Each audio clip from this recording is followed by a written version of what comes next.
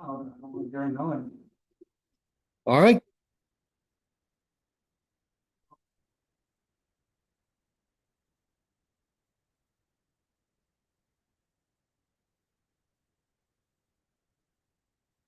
Mayor Garitano.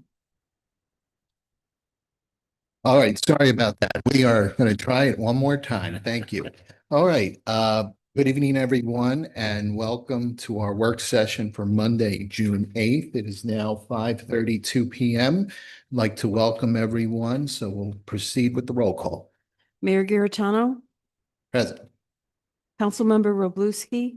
Here. Councilmember Trottier. Here. Councilmember Ottenberg. Here. Councilmember Farmer. Here. Councilmember Means. Here. Councilmember Bockert. Present. Councilmember Cran. Here. Councilmember Albers. Here. Councilmember Owen. Councilmember Mabry. Here. Councilmember Nyan. Here. Councilmember Dodwell. Here. Councilmember Marshall. Present. Councilmember Rambo. Here. Councilmember Vanek. Here. Councilmember Comer. Here. All right, thanks everyone. And under mayor's comments and announcements, I do want to take the opportunity to welcome Nithya, who is our intern here at City Hall. She is seated right next to Director Joe Vunich. So Nithya, if you want to wave a hand and say hello to everyone. That's a warm welcome. So glad to have you here at City Hall and have you learn about local government. You'll have the opportunity to interact with our wonderful staff, but also our council members and of course the public. So we welcome you and hope that you find this to be a very rewarding experience. So thanks again for being here with us tonight. All right, moving on, we are going to go into for information. We have several items here. So at this point right now, just as we usually do, I'd like to see if there are any questions or any matters that anyone wishes to discuss related to any of the for information items. And if you do, just raise your hand. Yes, Councilmember Albers. On the special council investigation report, do you want any comments now, or do you want to wait till the closed session? The closed session is not related to the special counsel investigation report, so those comments should be now. Okay.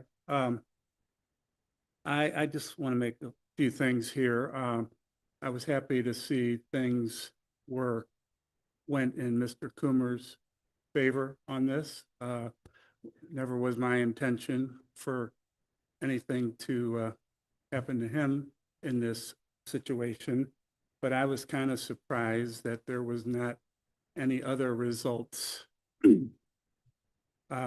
listed on the report that Mr. Lee sent to us. I think there were as many emails sent on the matters before, during, and after things with the election and things related to this report. So I at the time reached out to Mr. Coomer. No, I'm sorry, Tim, sorry. Mr. Lee about what was sent in. And he said the only thing that he sent in was what the Mr. Young told him to send in. So I don't think this represented what the 9 of us on the special council meeting were thinking was going to be sent in on this. And so I don't know if other people want to comment on that. Or... Well, could you be a little more specific, like what was missing or what were you expecting that was supposed to be sent and was not sent? Well, there was a lot of emails directed to various people on like things related to Tim on the NID reports were not published ever before, and they all of a sudden they were reposted a couple of days after the election. there was never delinquent reports posted before on that, so I don't know why they were posted now. I just thought things along with how the city handled all this would be considered in all this. It wasn't supposed to be a investigation just on what Mr. Coomer's tax, or not tax, his what are we calling it, assessment was about, so. Okay, so let's see what other council members maybe have to say and see if we can get you some answers. Okay. Councilmember Farmer. Yeah, I mean, I'll agree with Cliff. I mean, I think certainly there was a question that we had about this NID fee and things like that. And I, just like Mr. Albers, I was glad that we were able to get clarity on that. I wish we could have gotten clarity on that much sooner. But I do think it was the intention of those of us that were at that meeting and, you know, asked for the special investigation to make sure that everything that was going on is what should have gone on. So whether that was clarifying the answers around, you know, outstanding NID fees and do they qualify as a tax and all those things, great, we got those answers. There was also, I think, some questions about just making sure that the machinations of what the city was doing was done in an appropriate way. There was questions about, you know, there was some type of legal action that was supposed to take place in terms of recouping NID fees that was put on hold seemingly for some reason. We never got a lot of clarity on a lot of those things. So I think the intention of, at least it sounds like Cliff and myself, was that this was going to be kind of a well-rounded look at this situation. I think that there was certainly a question as to whether or not NID fees qualify as a tax. We got that answer back, which is great. And so we don't have to worry about that. But I do think that we want to make sure that we're doing all of these things. This whole process is played out in an appropriate way. So I was also a little bit confused why the report seemed like about 50% what we were asking, but perhaps it's just Cliff and I. Councilmember Ottenberg. Yeah, just a general clarification, I guess. Mr.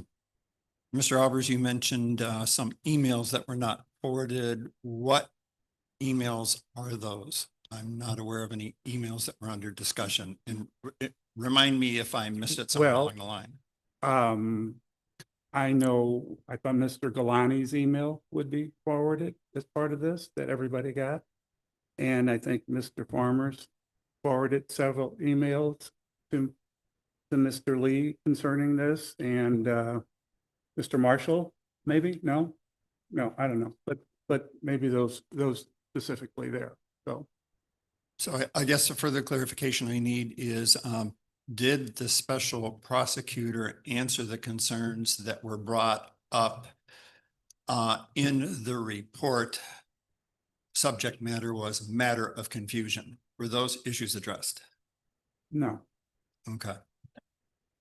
You know, also there was some discussion on whether to publish the fees Mr. Coomer owed before the election, because I don't know if certain people making these decisions thought that would influence the election if they all of a sudden told the general public that Mr. Coomer owed these fees, whereas it might have been detrimental to Mr. Coomer at that time, but it could have been detrimental to the other opponent by not publishing those facts. So, and a little off subject, and if we get a bill over $5,000 on this, it definitely should be challenged, because there was hardly anything for this person to look at, and if that was the only thing that was being looked at, I don't know if Mr. Young could have made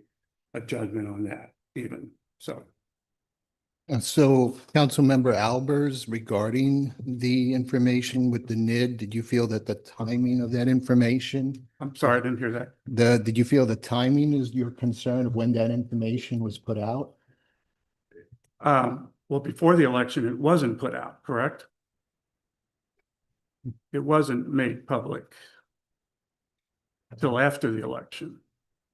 That is correct. Yeah. Yes. So you feel that it was, It could have been detrimental Okay. to Mr. Coomer if it would have put out before the election. okay, so I think that the one thing I think it's important to keep in mind is that the code 125.150 states that no official shall use authority to interfere with an election. And so I believe that the city was trying to act with integrity, following the law, maintaining neutrality during the election and ensuring that there would be transparency. So, truly all aligned with upholding ethical standards. But if the timing is a concern, then it most likely means that your concern is it would have influenced the election. But that information was produced, and it was produced right after the election. And that report has never been shared before, I don't think, ever, right? No, there's no law that dictates how to handle that report, whether you publish it or not. The only law is the one that says that no official shall use authority to interfere with an election. Why was it published like 3 or 4 days after the election then for the first time ever? Because the election was over. Okay. I think, as you stated, if it would have been published in the election, during the election, it would have influenced the outcome. Well, it was never published before or after when I ran for council against Mr. Coomer. The NID, the books on the NID, I believe, were not ready to be closed when you were running. Now I have to have City Administrator Lee speak to that part. The NID account itself was closed in 2024, going into 2025. So it wouldn't have, I don't believe it would have covered that specific election. All right. Councilmember Marshall. And I guess that's where I have a big concern. It's not about the outcome of whether it's legal or not, but we as a city decided in 2024 to close the NID. We paid it off early. And then in 2025, we said we're holding $400,000 of overpayments. We have to get the past debt collected in 2025. And we never put anything out until after the election in 2026. I just think we should do a lot better job than that. I remember how hard it was to get that NID put in the first time. And maybe Mr. Lee could tell us how many millions of dollars and how many people were involved in it. It was not easy. And the city went through a lot of hoops to try to get it all set up. And then we have those people that are overpaid. They're not getting anything. Maybe they can't, maybe they should, but I don't think we have all the answers to answer how was that ended up being. And I get the part about the election. I just don't understand how we let it go that long without addressing it.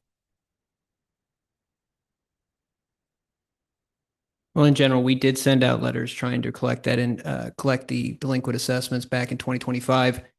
We were still working with those residents to try to get them paid. We currently have 4 individuals that are delinquent, 1 that's challenging it on legal grounds, an HOA with some additional parcels. So that leaves only 3 properties that were delinquent more than 1 year, which their refund would be practically cover the total amount that they would owe. In general, we 100% have the money ready to go and be able to return it to the individuals that have paid into the NID. One thing we are waiting for is confirmation from bond counsel on the equation on what to give back and make sure that it gets given back to the correct individuals, accounting for the 3 that are still delinquent. When should we expect to get that list?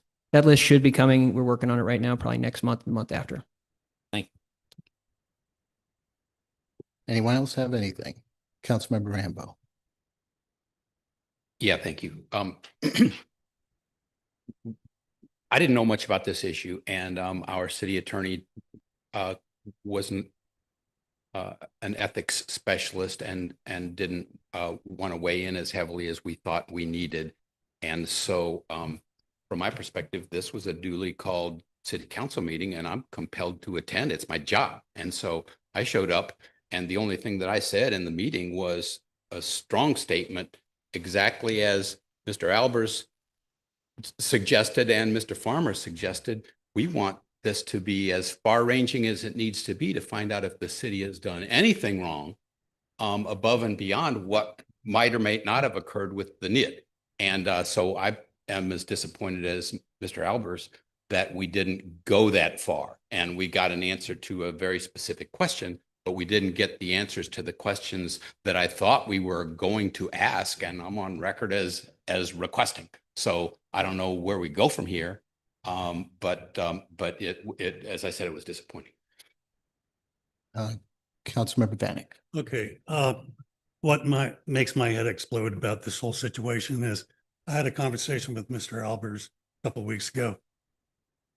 I'm not sure if everybody knew. I'm sure a lot of people knew. I'm not sure if Mr. Galani had direct knowledge, but a lot of people knew about this situation, Mr. Cummer, before the election. Why didn't Mr. Galani get out there and campaign on this knowledge that you all should have provided him? But no, you waited. You waited. Why did you wait? I'm not sure why you waited. I'm thinking Mr. Galani's a good-looking guy, nice family, does a good job for his award. He's going to win. He's absolutely going to win.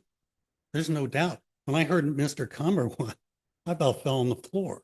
You know how he won was because he got out, he knocked on doors, he went face to face, he talked to his constituents, and he won based on that. Mr. Galani, I don't think he put any work into it. Now that the results come out, now everybody's got an issue with Mr. Cummer winning, and something with perhaps with the going on with Joe Garitano and Thomas Lee. I think it's a horrible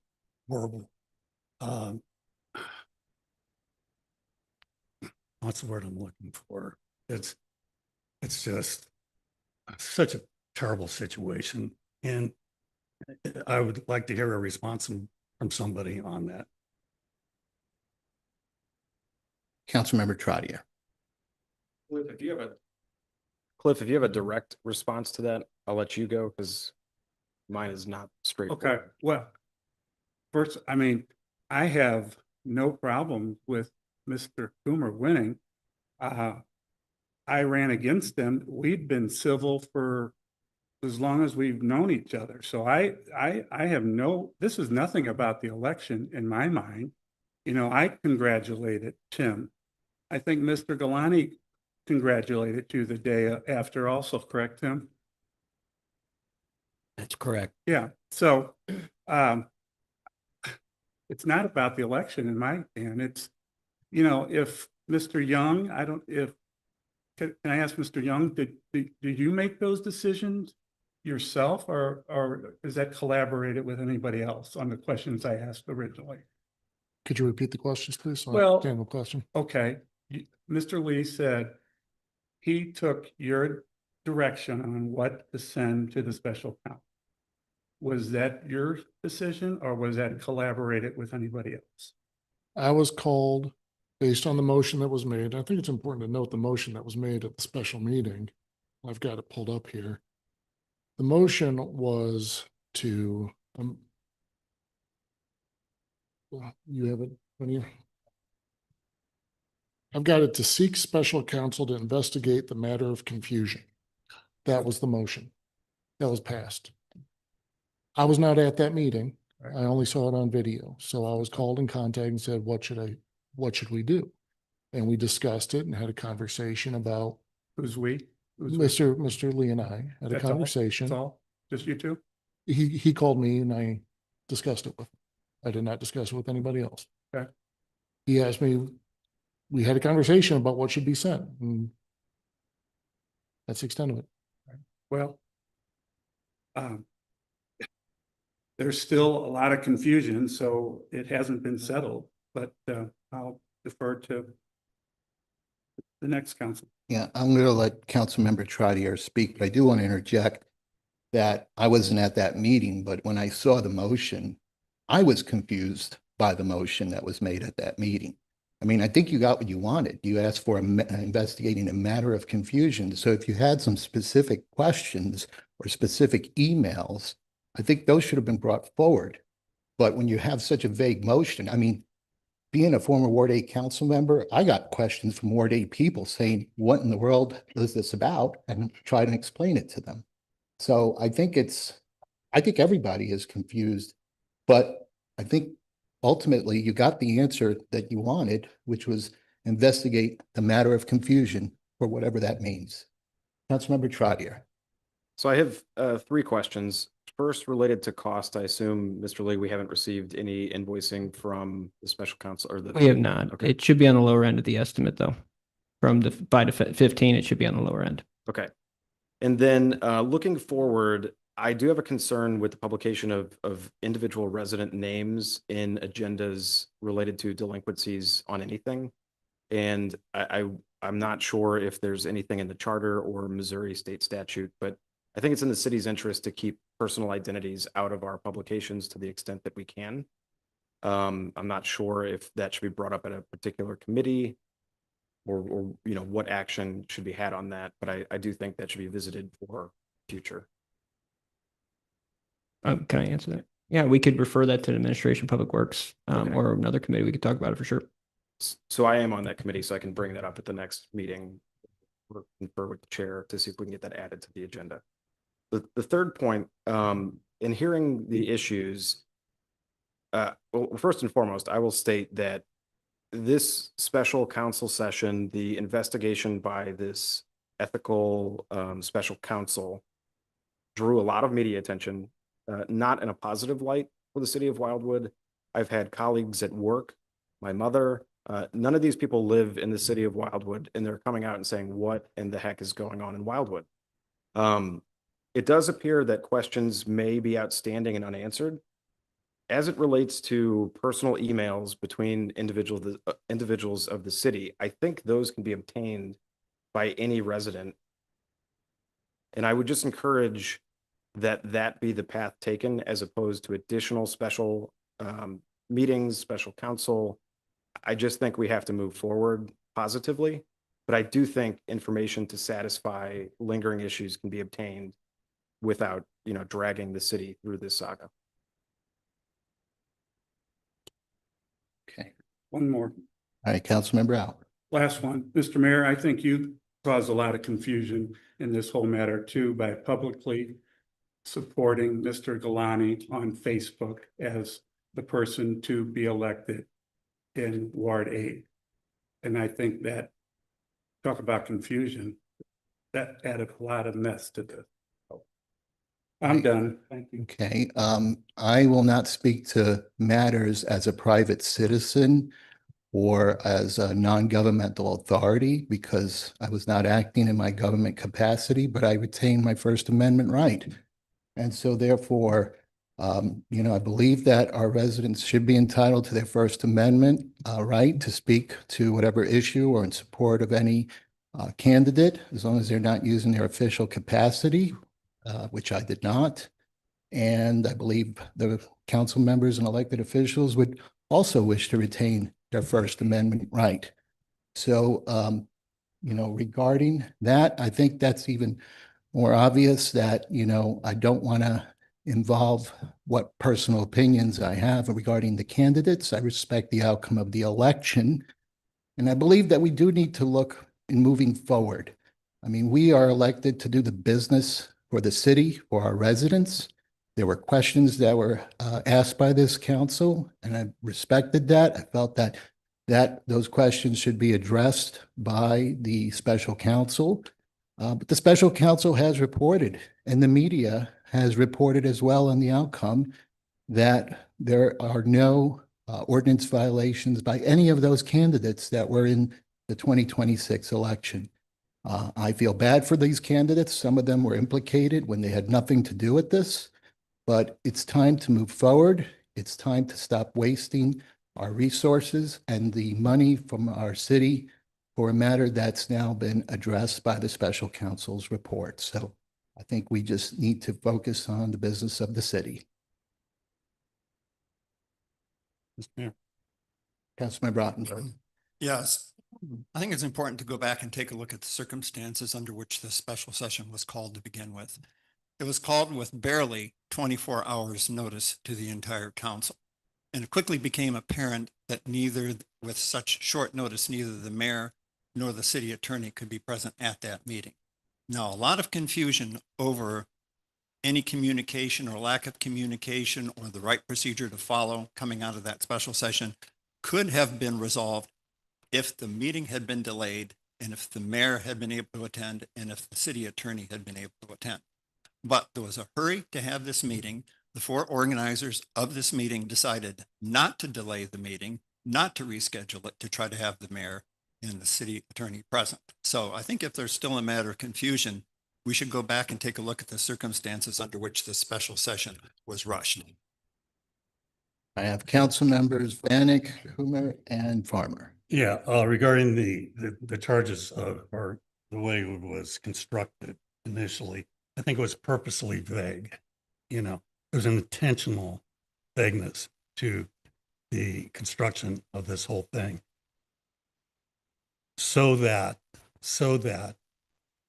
when the results came back, we could do exactly what we're doing now. Well, that's not what I was confused about. I was confused about something else. Well, he was confused about that. She was confused. It wasn't specific enough. Didn't have specificity. It was poorly constructed, included people that were unnecessary. And there should be apology by that group to those 7 individuals that had nothing to do with Mr. Cummer's situation that got wrapped up in this whole investigative process. But we don't hear anything about any apologies because. Councilmember Cummer.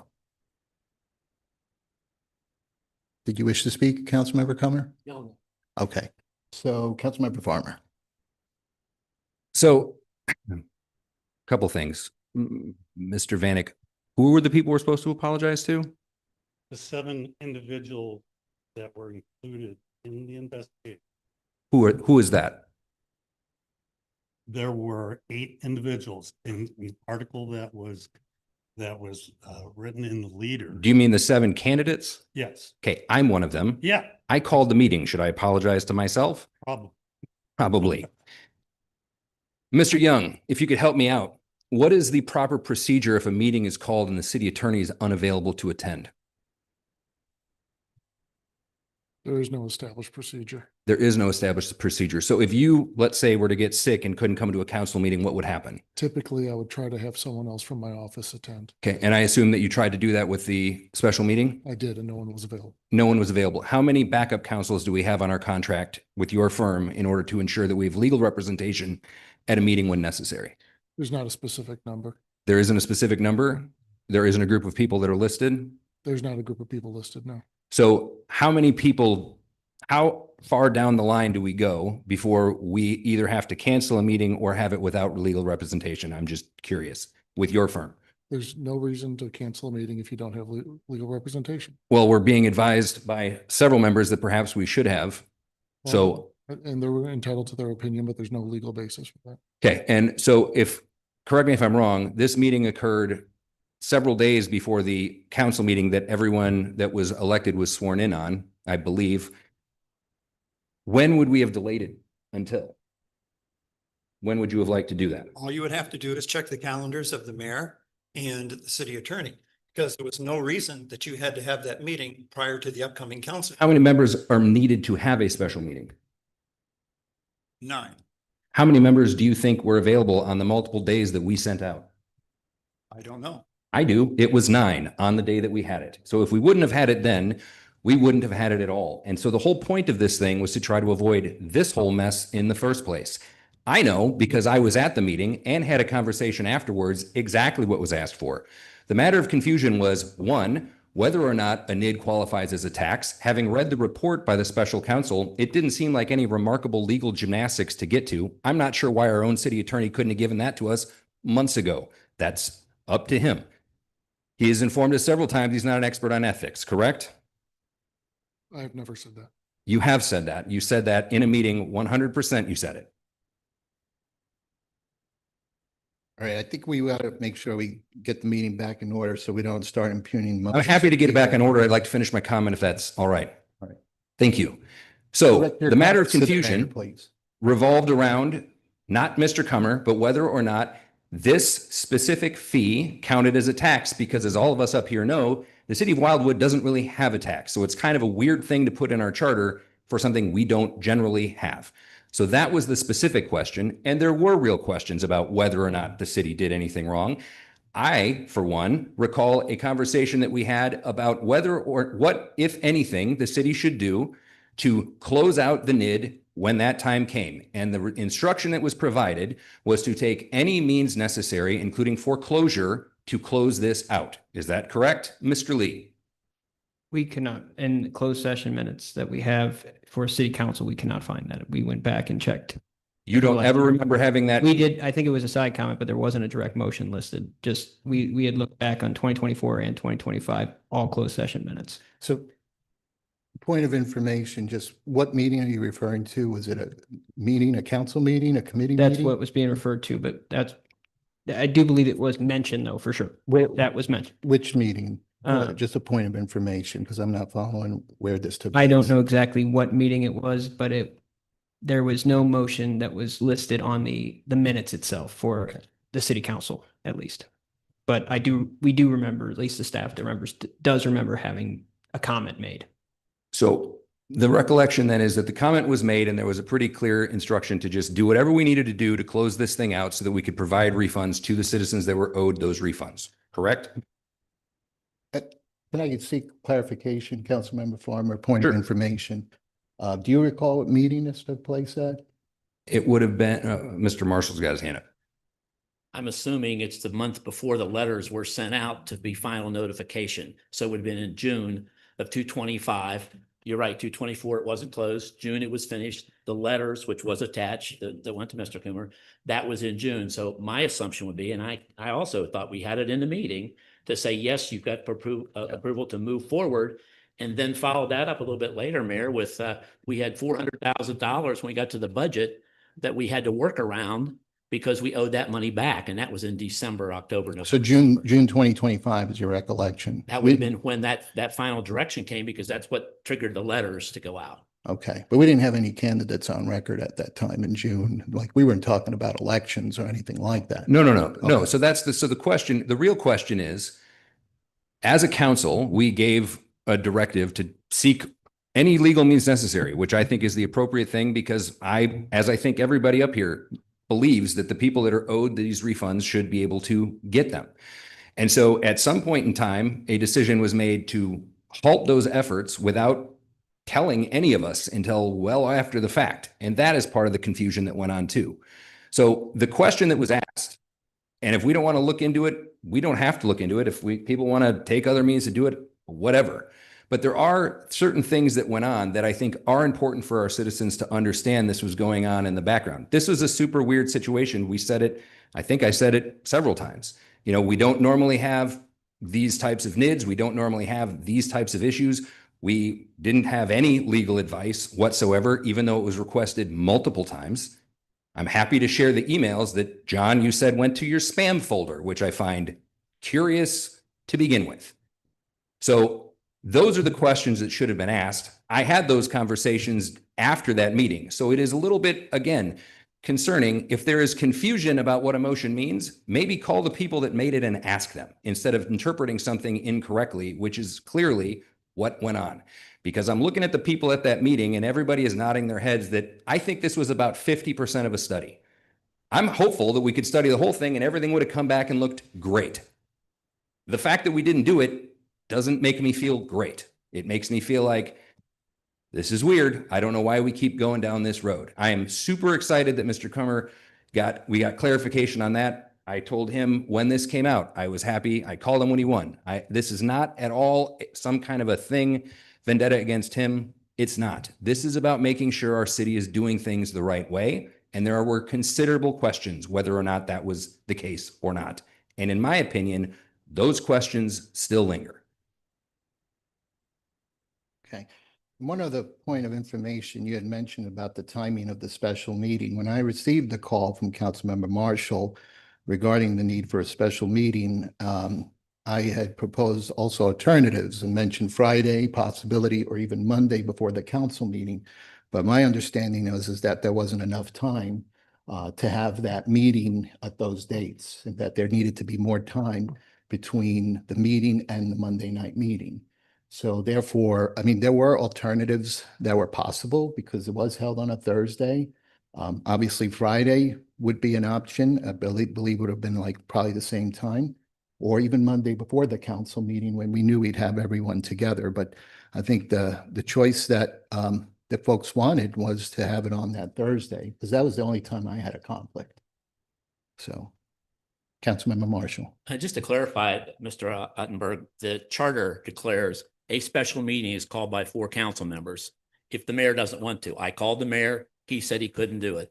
The idea was when's it available and can we get 9 people to come to a meeting? So it wasn't a process of let's just throw it out there. It was, is the mayor wanted to call it? He said, no, then 4 members can do that. That's part of the charter. It's a 24-hour notice. So other meetings are 48 hours. That was 24.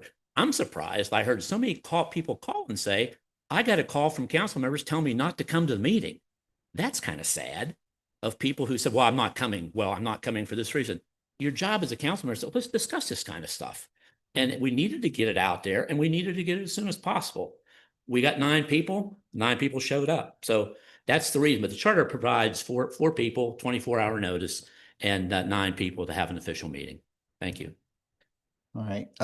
We have had a lot of discussion on this, so we're kind of going back to the same folks. So I'll go around and see if you have any other comments, but otherwise.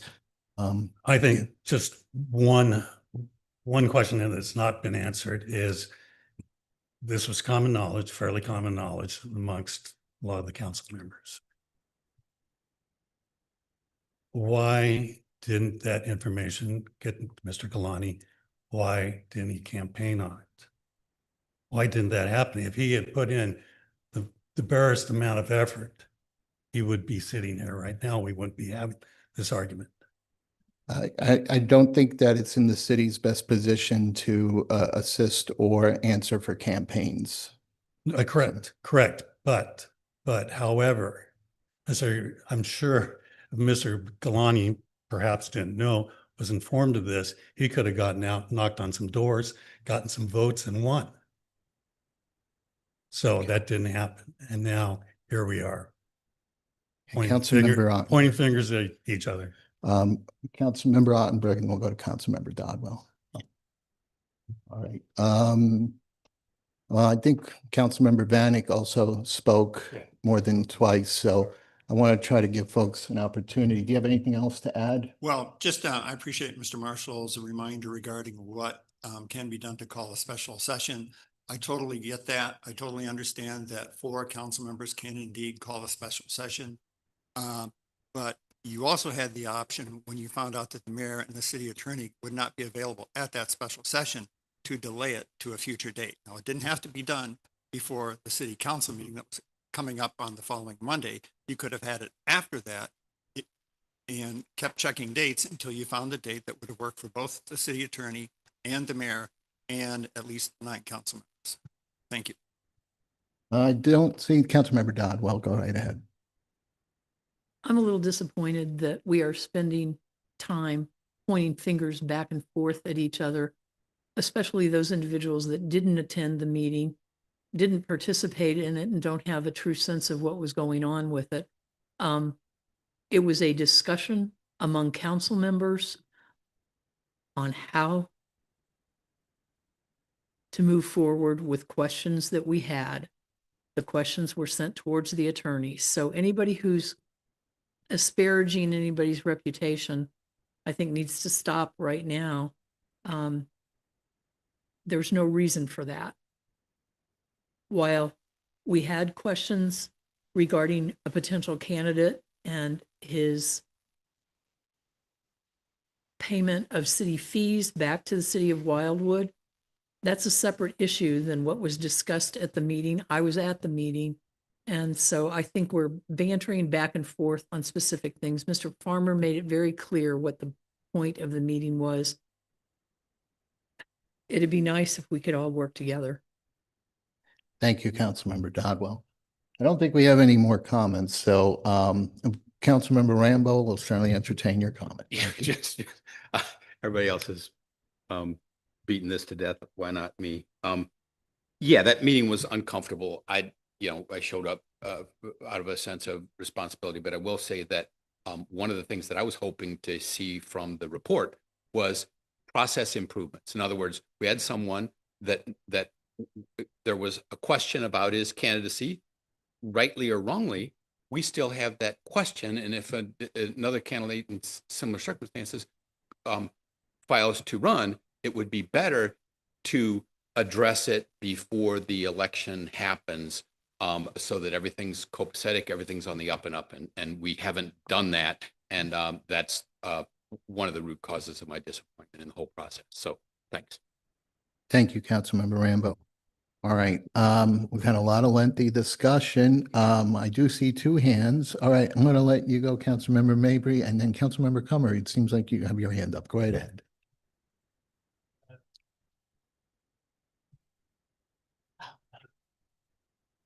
I don't intend to be last speaker to attempt to be considered most important, but I can't articulate any better than what those who had called a meeting, those four, which I was also, and I'll be proud that I called that meeting. I have absolutely no concept of how it could be perceived that I should have anything to apologize for. In fact, those four that called the meeting did so as the most expedient means of trying to get to the bottom of questions of confusion, which was caused by timing, chronology, decision-making, very peculiar absence of decision-making, and all those issues which are what convinced me that we'd better have this meeting as quickly, as expediently, as completely, as with quorumly as possible, and not, with all respect to everybody's busy schedules having a life. It isn't, well, we can't meet Thursday. Let's try Friday morning. Well, let's try Friday afternoon. Well, we can't do it Saturday. We can do it Monday morning. Well, why don't we wait till it's too late and do it after swearing in, where we got a whole nother bag of bees to contend with? The meeting had to occur as quickly as it could, not as late as it was too late. So there's been a real string of continuous convolution with this discussion, in my opinion. And it took all this time for me to collect all this to find that there are individuals who've spoken who aren't speaking of the issues that the meeting was called for. And the issues that the meeting was called for have not been answered.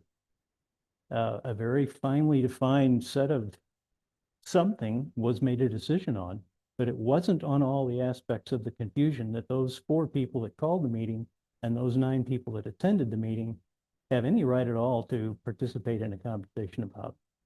It's really about all. Thank you, Mayor. Thank you. Councilmember Comer. Yeah, I just want to speak to the whole matter here and say that I feel that I am the exact person the city wants as a city council member. I've been coming to meetings for years. I've stared every one of you in the eye. I've talked on the topics that have to do with the city, and I fight for the residents.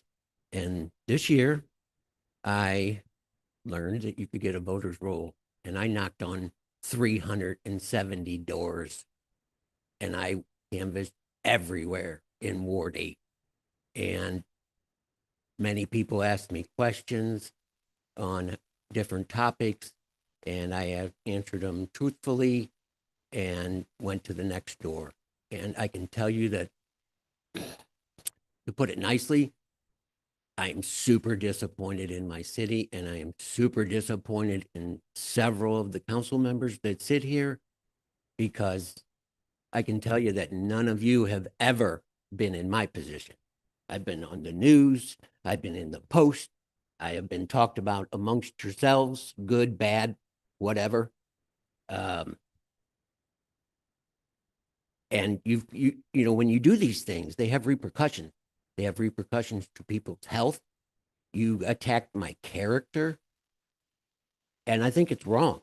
And I don't want an apology from any of you. Any of you. And I can tell you that Mr. Garitano put that on his private Facebook page. I don't care. He told me he was sorry if it upset me. I said, Joe, we've been friends a long time. I don't care. I don't need your endorsement. I felt so good about this election, knocking on doors, talking about the topics of the city. And I can tell you wholeheartedly that if I thought I had done anything wrong, I would have never run for this position. I ran for this position to be a voice for the people of Wildwood that I felt were being ignored for years in these meetings when I would come up here and talk. And I don't know if that's why some of you wanted to have this special meeting to get rid of Tim Comer. Well, Tim Comer's not going away. I'm a decades-long resident. I've watched this city develop. Some of it's good, some of it's bad, but you take the good with the bad. And I'm telling you, I'm here for the purpose to do good for the city. And that's a shame if you don't like me, because that's very unfortunate, because I feel I have a lot of citizens in Wildwood that like me. So that's all I have. All right, we've had a lot of discussion. It is my hope that we can, after seeing the report come through, that we can move forward and focus on serving the citizens of the city. I think it was good to have a healthy discussion, but I think we need to get back to working on the issues that matter most to our residents. I don't have anyone else, so we're going to proceed with the rest of the agenda here. Anything else under for information? Yes, Councilmember Marshall. I guess, Mike, I thought the write-up was very interesting on Amendment 5, but that election is coming up within the next month. Do we have anybody, I know we don't have a state rep, we have plenty of candidates, but do we have a senator who would like to come and weigh in as to how this is good for the city, how this is good for the residents of Wildwood? I mean, I think there's so many, even after the write-up, there's nothing left but a whole bunch. Well, they might not change that. They might not. We all know that. They will change all of those things. But I thought the write-up was good, but I would just like to get more information, whether we could have him come to a meeting or give us, that's just my opinion, just recommendation that we get more information on, because I think it's a big issue for the city long-term. Thank you for bringing that up, Councilmember Marshall. I just had a board meeting with the Missouri Municipal League, and there are still a lot of questions as to how this will affect cities. So we are not the only one that has those same kind of questions. And at this point, meeting with the folks at Jefferson City, the legislator, the governor's office, I know that they're basically saying that there's things that they're still going to be figuring out along the way, which is perhaps not so assuring for us as a city, but I do think, and you're absolutely right, we do not have a state rep at this time, but a state senator, or at least we can get Jake Silverman, who has been staying plugged in closely with this at Jeff City, to keep us apprised of what we can do to make sure that we're protecting our city going forward. So we'll make sure to see if we can send that invitation for Senator Gregory, and also I would say let's add Jake Silverman come in as well. Okay, thank you. Yep, absolutely. All right, great, thank you. Anything else under for information? All right, we're going to move on. So let's go to for action. Under Planning and Parks Committee, Director Vunich, deaf interpreters at city events. Thank you, Mr. Mayor. Mr. Mayor and members of City Council, if you were not aware, for approximately 5+ years, the city has had at many of its major events, including concerts and Celebrate Wildwood, American Sign Language interpreters. It was an idea that came from City Council via Ms. Clark when she represented Ward 1, and the response to the interpreters has been very positive. However, as you know, during the budget discussions in 2025 for this fiscal year, 2026, a number of items relative to Parks and Recreation were discussed and changed. And the direction City Council left the city administrator and the director of the department with is to continue to find savings where possible. That led us to the interpreters. The Planning and Parks Committee considered it at its last meeting and resoundingly and unanimously supported retaining them at least through this year and reevaluate as we move into the budget year 2027. The recommendation before you tonight is to retain the interpreters for the remainder of 2026. And the department will respectfully request a motion and second to accomplish such. Thank you. Anyone, Councilmember Rambo? Yes, I'd like to make that motion.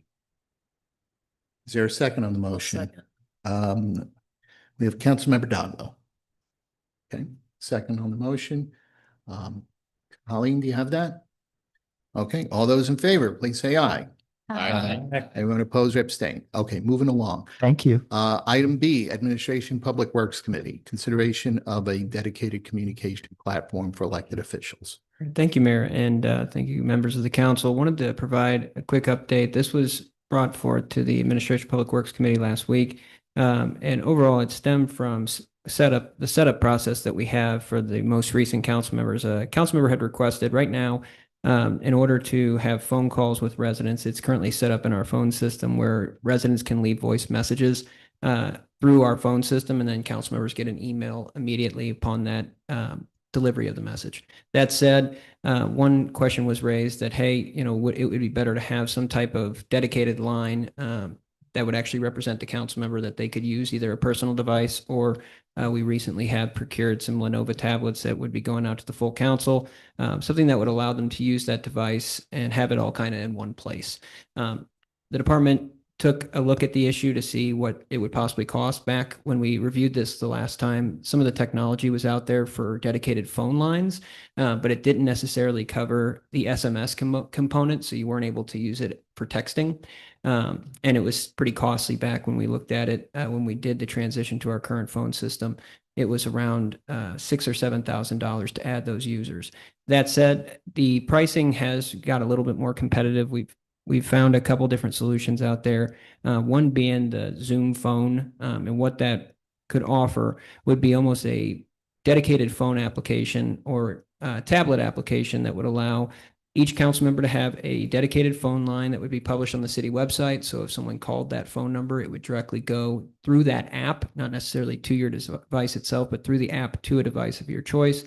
And in that case, too, it would allow council members to also call out with that dedicated line. So the good news here is that specifically with Zoom, when we were looking into it, they added a new feature that was of concern prior, was that the compliance component. Because right now, with something like our email communication, we're able to do something called e-discovery, which allows pretty in-depth search for our database. One thing that they've onboarded is something called Zoom compliance, which would practically take the same type of approach to what we have for email, but would record call logs, would record any text messages that are done in the official capacity of the city, and would kind of keep it all in one place. So the question that the department brought to the committee was that, hey, would we want to look into this technology? I know budget's tight right now, but this is something that would really very much help with onboarding of new council members, and also would have an ability to kind of remove the personal device completely from the council members' phone, considering that we'll have these Lenovo tablets as well. When we looked into it, the approximate cost per year is about $4,488. We think that is a conservative estimate. That's what's based off of the pricing available for the setup that we're talking about here tonight. But that could go up to around $5,000 to $5,500 just as a kind of a net. So tonight, the department wanted to ask the council, the committee had recommended moving forward with the exploration and potentially putting together legislation approving the onboarding of it. That said, we wanted to ask the full council before doing a deeper dive into this, whether or not we should proceed with the platform as such. So the department's available for any questions. Happy to answer them now. Thank you. Councilmember Dodwell. I appreciate where we're headed with this. One question I would ask is, in addition to pulling together the pricing for it, if we could pull together also an initial blush for the Administration and Public Works Committee, a proper usage protocol that would be what each of the council members follow. This is a city-owned piece of property, and so it has to be treated as such, not a personal piece of property. So I think if we can provide some guidelines to those who are going to be using it. Thank you. With your permission, Mayor. Yep. Yes, that we actually did think that would be a really good idea. And what we could do as well would be adding it into the also a proper Outlook policy. So any city-owned devices, but then also the proper use of city applications, if you will, if there's a paid account associated with it. Right. We would need the department is requesting a motion tonight to go ahead and do a deeper dive, come back with some draft language for the policy, and then cost. Okay, made motion by Councilmember Dodwell, will be a second by Councilmember Roblesky. All those in favor, please say aye. Aye. Anyone opposed or abstain? All right, that motion passes. We do have several items remaining for the information section, and we are approaching the time for a regular meeting. So I will ask that we recess the work session and come back to it after the main meeting. So if there's no objection, we'll do that. And then we'll take a break. It is 6:28. So I'd like to ask if we can start around at 6:35, our main meeting. Thank you.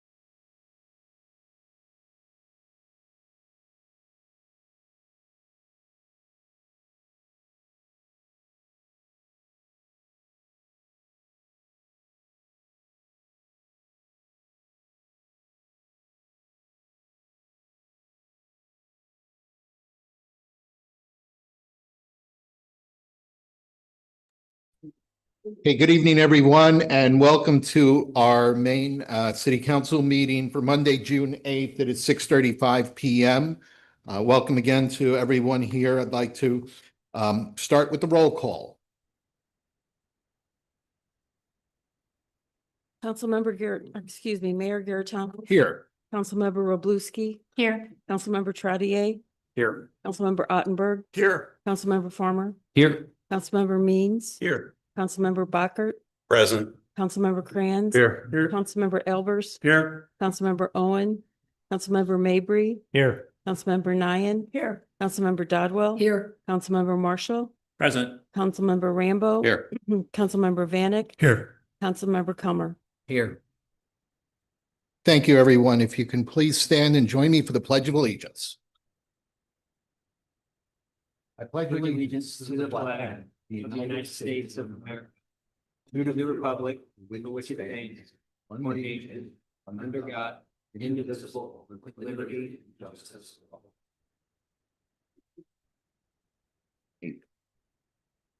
All right, moving along with the agenda, the approval of the minutes will be part of the consent agenda. We will now proceed into public participation. With public participation, when we call your name, please come forward to the podium and state your name and your ward number. If you do not know your ward, please state your address. We kindly ask that you keep your comments to 5 minutes, and as you approach the 5 minutes, we will provide you with a warning.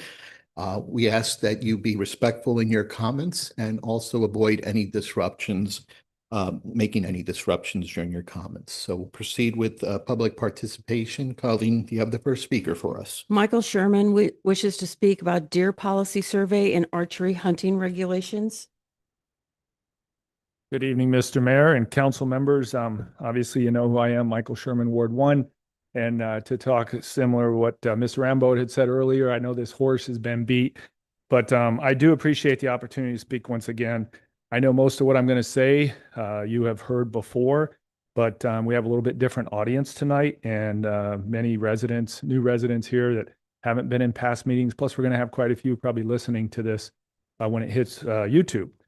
We also have the survey, I believe, going out in the middle of the month. So I just wanted to make a few comments. And just remind our citizens that the cities around us have been doing this using bow hunting, managing their deer for years, and in some case decades, safely, and at no cost to the cities. It's the homeowner's choice. My group specifically has been doing it for over 20 years and has never had an accident or an insurance claim. There are several actions that we take to ensure the shots are safe and we recover our arrows and the deer. We also pride ourselves on the great relationships that we build with our homeowners and their neighbors, and we follow whatever requirements the individual homeowners have for us. Again, this is a free service for those homeowners, and they can choose to use it or not.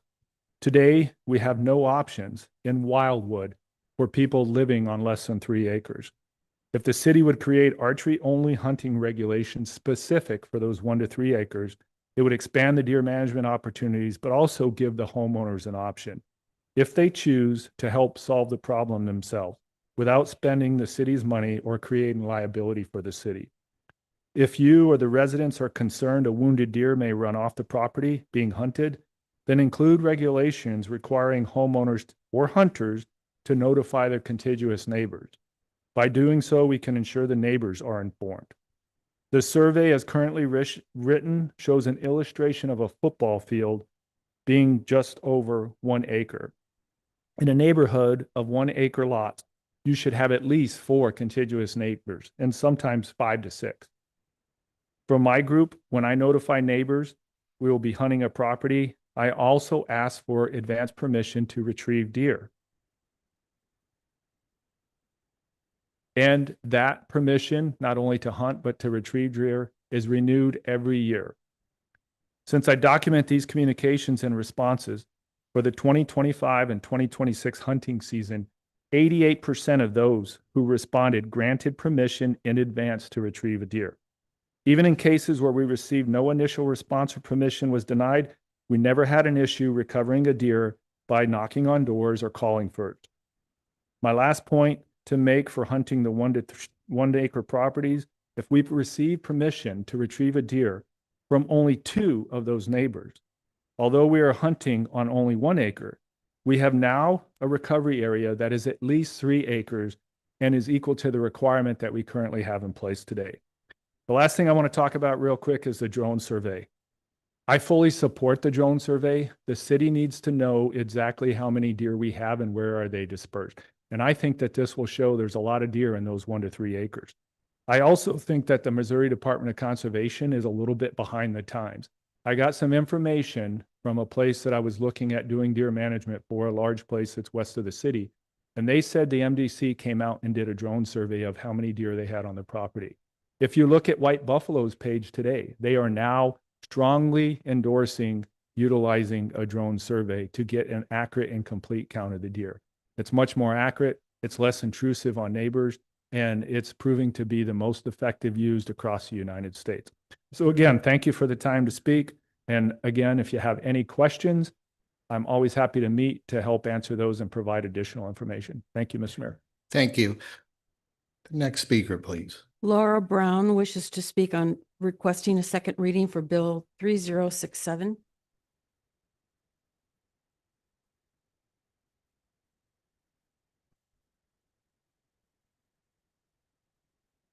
Good evening. My name is Laura Brown, and I'm the petitioner for Bill number 3067, and I'm in Ward 1.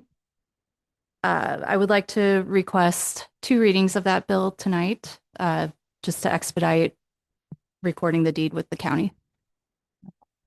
Thank you. Okay, thank you. All right, moving on. Next speaker. Terry Comely wants to speak on the special counsel result. Terry Conley, Ward 2. Thank you, Mayor and Council. I really didn't come here tonight to say anything until I listened to all of you talk before the meeting. This has been a circus. I look at what other city residents, people from other cities are asking me about what's going on in Wildwood. The way this was brought after the election, I don't understand. Mr. Farmer, Ed Marshall, whoever was involved before. To the people of the city, this makes it look like you're looking for a favorite to get back in office. Now, you might not agree with me, but I see a lot of pride in this council. Some good pride, some bad pride. Bad pride for a council is not good. We've got people, all of you have been on the board, except I guess for Mr. Coomer and a couple of the new Mr. Means and the other, I can't remember what his name was, but if this happens again, the council needs to get their act together. This looks horrible. And they're talking about, Mr. Coomer said that he didn't want an apology from anybody. I think there's several of you owe him an apology. That's just my thoughts. If you could give him an apology, it would say a lot about the character of who you are. This council, to me, works like our federal government. We are so far apart on things, it's not right.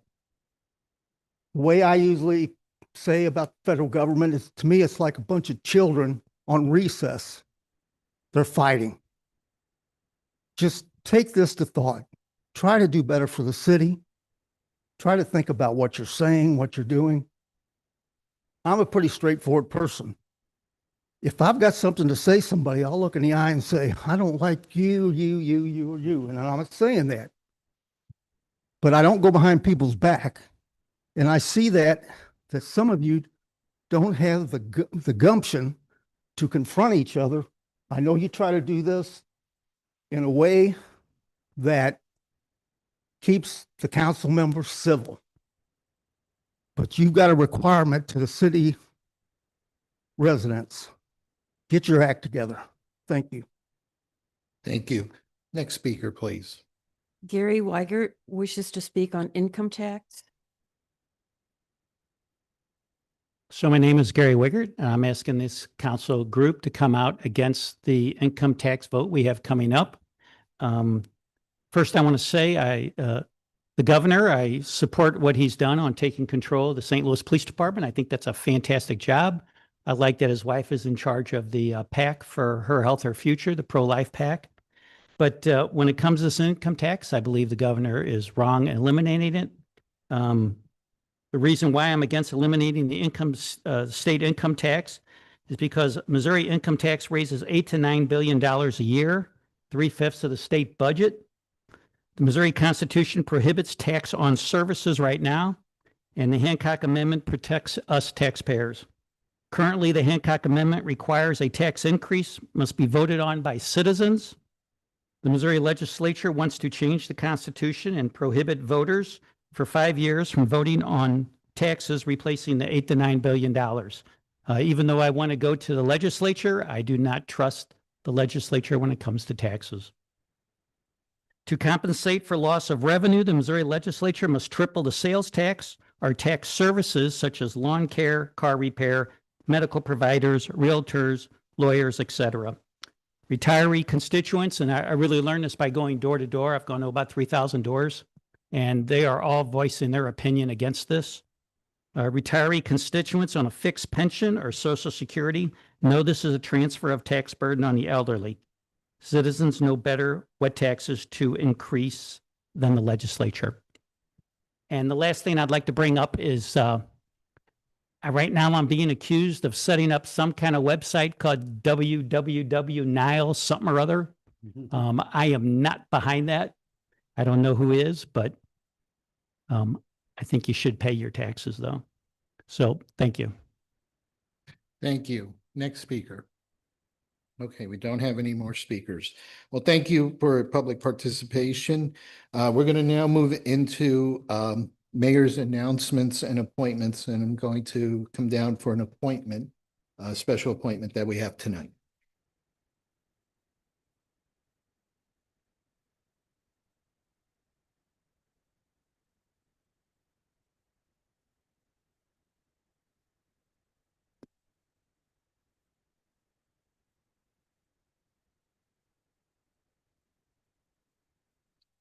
Okay, well, thank you very much. I wanted to come down because we have a unique opportunity tonight for an appointment for a member of the youth community here in Wildwood. So Colin, if you want to come forward here and you can join us here, you've got a special story here that I want to share. But Colin is being appointed tonight as a member of the Historic Preservation Commission with a unique role as a youth member on the commission. And this is something that I'm really excited about that we're doing in our city, where we're opening up opportunities for the youth to be involved in local government. And reading your biography, I was truly impressed. So I want to share that biography with everyone here tonight. So Colin Knight will be entering the 12th grade at Eureka High School, but he's originally from Albuquerque, New Mexico, and you moved to Wildwood in the 5th grade. And you love Spanish, politics, and history, and participate in Model UN and the Spanish Club. I also participate in the Model UN. So that's a great opportunity. I love that exposure. All right. Well, Colin has a particular passion for local government and given its decisions most directly affecting people's lives. And so when asked about his ideas for community outreach and engagement, Colin proposed having the city host a Minecraft server and challenge. So we're going to have to learn more about that. I know a little bit about Minecraft. It's all those boxes, but it sounds like something very interesting here, so that this challenge can have community members reconstruct historic buildings and while learning about their stories. And I love how you tied this in because I was reading further in your biography here. But you also have ideas for merchandise, specifically thinking Chromebook stickers that could be popular. And you proposed a social media campaign with TikTok videos. And sounds like you're even ready to dance in them. So, wow, I might join you in that. All right. So in your application, you wrote that although the city of Wildwood wasn't officially created until fall of 1995, it's important to consider the enduring and long history of the city. And having attended Wildwood Middle School, you said that you took the school bus to school every day And on those sleepy mornings, you knew you were nearing the school when you turned left at the intersection between Manchester and Pond Road. So you were always intrigued by the buildings along the short road right by before school, before you started your day at school, like Seabow's furniture store and the cozy barn-like structures near the road. And you came to appreciate the calm, rural, and rustic nature of the strip. So it was truly impressive to read your biography. I love the energy, and I can see that you're going to contribute greatly to the Historic Preservation Commission. You have a wonderful group. I know Robin is very instrumental in the work that happens there with Director Vunich and the rest of the staff. And of course, we have also several council members that are liaisons with the group. So we want to point you to this role, and we're going to congratulate you. Let's give him a round of applause and congratulate him. So now, since he's courageous about making TikTok videos, I'm going to give you the opportunity. Would you like to say something? All right, he's good. He's ready to move up there. No, I didn't prepare anything to say, but all I would really like to say is I'm thankful for all of you here. It's really exciting to be able to just participate in city government. I'm at such a young age. I do truly think that this is, one of the most important segments of government, like I already said. It most directly affects people. And I think history, I love history. So I feel like I understand the importance of it. And I see the beautiful history of Wildwood, and I think that it should be preserved, to the best of our ability. And so that's just kind of my goal, do the best I can. Well, congratulations again to you. Have your family here as well? Are they? Oh, hello. Well, we're very fortunate to have them here. So we're looking forward to your contributions, and thanks again. Okay. All right.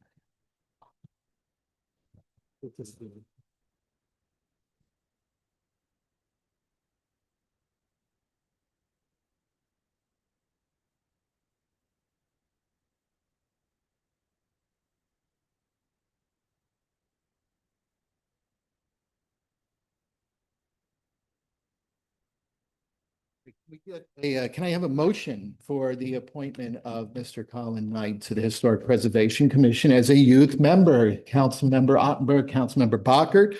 All those in favor, please say aye. Aye. Anyone opposed or abstain?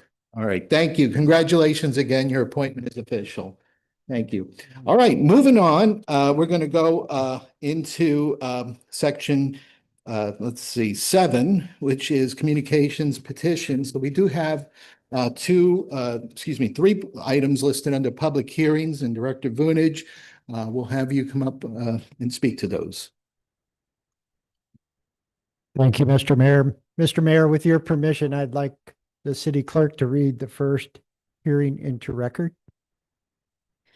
PZ 04-26, City of Wildwood Planning and Zoning Commission, in care of the Department of Planning, City Hall, 16860 Main Street, Wildwood, Missouri, 63040.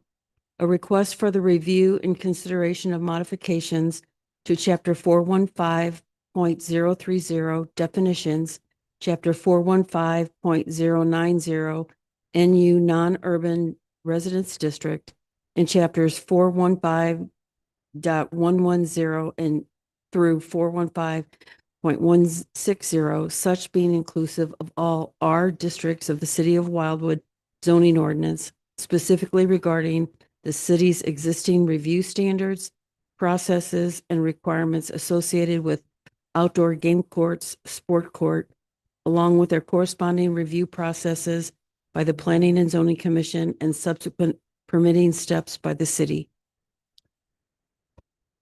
Mr. Mayor and members of City Council, the Planning and Zoning Commission has provided for your consideration tonight its letter of recommendation regarding the matter just read into the record by the city clerk. As you know, in 2013, the city was one of the first communities in the metropolitan area to adopt regulations relative to outdoor game courts. That set of regulations was premised on installation of these facilities and oftentimes causing problems for neighboring properties. The regulations have been successful for the most part. The reason for the needed change relates to two components: pickleball and the technology associated with these outdoor game courts today. Pickleball has brought a whole list of new issues for neighbors, particularly noise, and the technology has expanded lighting and other areas, allowing these facilities to be used in more inclement weather and at all times of day and night. To keep pace, the Planning and Zoning Commission reviewed literature that was provided by Mr. Newberry, our senior planner, doing the research. And we believe now that the proposed regulations actually keep pace and put us a little ahead of the curve. So tonight, after public comment, there will be legislation ready for action to proceed forward with first reading. If there are any comments on the Planning and Zoning Commission's letter of recommendation after public comment, the department will be glad to try to answer them at this time. Thank you. Thank you. We might have a comment. There's a gentleman, Jeff Kruger, filled out a card. He said he's a petitioner introduction. He wants to state the request remains unchanged. And he didn't say what public hearing he was speaking to. Okay, maybe we can seek clarification. Do you wish to speak related to this public hearing, Pete? Yes. Okay. Okay. Oh, that's the next. Yes, yeah, I'm so sorry. I'm sorry. Okay, so then we will We'll wait. come back to him in just a Yes. moment here. So any other speakers? And we do No. have Zoom, so if you are attending by Zoom and wish to speak, please use the raise hand feature. It does not look like we have any speakers. Director Vunich. Again, Mr. Mayor, if there are any questions on the part of City Council, Mr. Newberry and I'd be glad to try to answer them. If not, the department again would note that there is legislation prepared for tonight. Okay, this is an opportunity. Do we have anyone that wishes to speak? Councilmember Kranz. Yeah, Joe, is there a certain lot size for a sport court? Unfortunately, no. They are considered accessory uses in all of the R districts and the non-urban. That's why the Planning and Zoning Commission felt it imperative back in 2013 to establish requirements, and now here in 2026 to make them better. So the sport court could be your backyard, right? It certainly can, and we've had a couple of instances where we've had half courts installed because of the area or size of lot. And we knew that regardless of the regulations we had in place would probably be problematic, and they have been. And those are the lessons we learned that went into the new regulations. Okay, thanks. You're welcome. Thank you. Do we have anyone else? Councilmember Dodwell and then Rambo. Councilmember Dodwell, please. Just real quickly, Joe, under section 4 of the code, pickleball activity, item number D, regarding the time of day. What's the start time? You've got in there that they can't go beyond 9 a.m., but the sun comes up at 5 a.m. this time of year. Do you want them out there at 5 a.m. or? Obviously, we didn't put a start time. We thought more about people going to bed versus getting up. So if there is, as the maker and second of the motion, or excuse me, when we get to the legislation, if there is an amendment to the legislation, that might be a good one. Well, we don't let our trash service run through subdivisions before 7 or 7:30 in the morning, I believe. So I think we ought to follow those same guidelines. And I would add our land disturbance grading code says not before 7 a.m. Okay. Councilmember Rambo. Yeah, Joe, this is a quick one too. I lived next to a ball field for many years, and I always said that sound of kids having fun was never a problem for me. Pickleball's kind of in the same category. If they're playing for a couple hours at a time and so on and so forth, but I could see somebody organizing a league and having play from 9 a.m., 7 a.m. to 9 p.m. or something like that. And so my question is, would those impacts on surrounding folks be subject to our normal noise code? Do we have a dB, or are we contemplating a decibel limitation or anything like that to strictly address the noise component? Well, certainly the noise code is the first line of defense. And the noise code, however, takes into account a continuous sound over a period of 60 minutes. And so the interruption of play, yes, kind of thwarts that application. Then it falls back to disturbance of the peace. And then we're asking a police officer to make a judgment at the location. And there may be kids playing, and it's just a difficult role. So what I think the Planning and Zoning Commission is attempting to do through the Department of Planning's assistance is to basically design things and put reasonable parameters around them so neither of those instances have to come into play. Okay, it's only reasonable until you're the neighbor subject to 12 hours a day of popping, I guess. But there's no way to do better. It sounds like you've looked into it and there's no way to improve the situation. Yes, Mr. Newberry spent an extensive amount of time researching this, and we think we found a solution. It has to do with sound mitigation. It has to do with elevation of the court, things along those lines where we know we can benefit from Wildwood's topography if we do this right and shield or muffle the sound more so than try to address it as an enforcement action.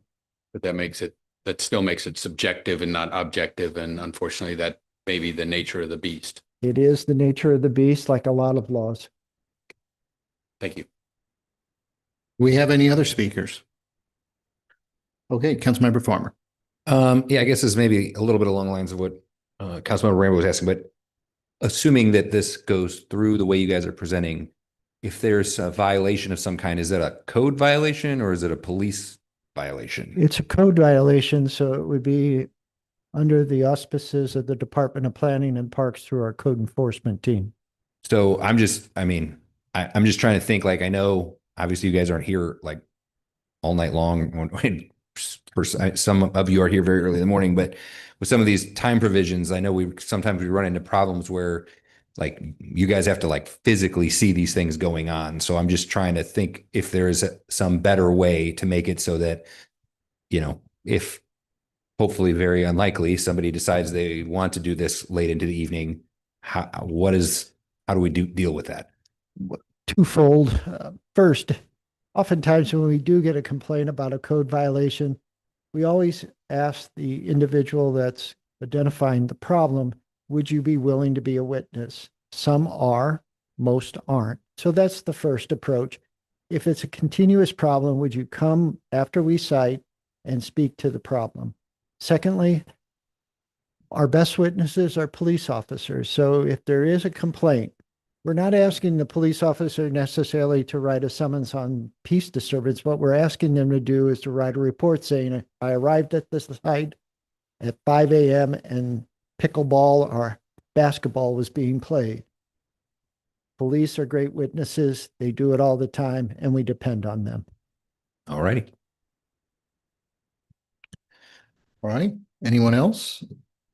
Thank you. Okay. So, yes, sir. Councilmember Mabry. Thank you. Joe, this really tech.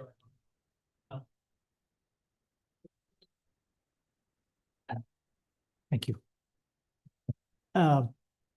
Is a building permit required any place someone is found playing pickleball? It's a very simple question. We require a zoning authorization, and we do now require a county permit because there is certain components, particularly if lighting's involved. So we want to ensure that all components of our codes as well as building safety are applied. And I didn't know a lot of this about pickleball until I read this report. It's got quite an extensive engineering study.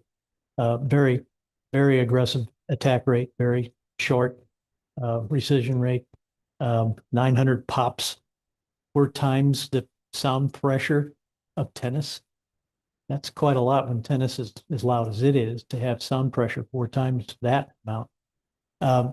So any kids playing in the middle of a street for an hour and a half requires zoning approval or a building or a permit. That's important for me to know because that says a lot to how do we enforce these noise issues, noise pollution and public nuisance, public whatever it's called, if it's not going to be an ordinance which is enforced by the police. Now you've got no enforcement because you're going to have to force somebody who's in the staff here. We don't have people sitting on a bench for an hour and a half waiting for a call to go enforce a pickleball concern. I'm just really seeing the ends aren't coming together to meet anywhere close to anything for me. Well, a couple of points. First of all, a group of young men, young women playing basketball for an extended period of time. We get complaints about that. And batting cages, aluminum bats in baseball. It's a ping that you can't miss. So it's not just pickleball. And what I would say is children playing in the street, we love it. Don't get run over, but we love you in the street.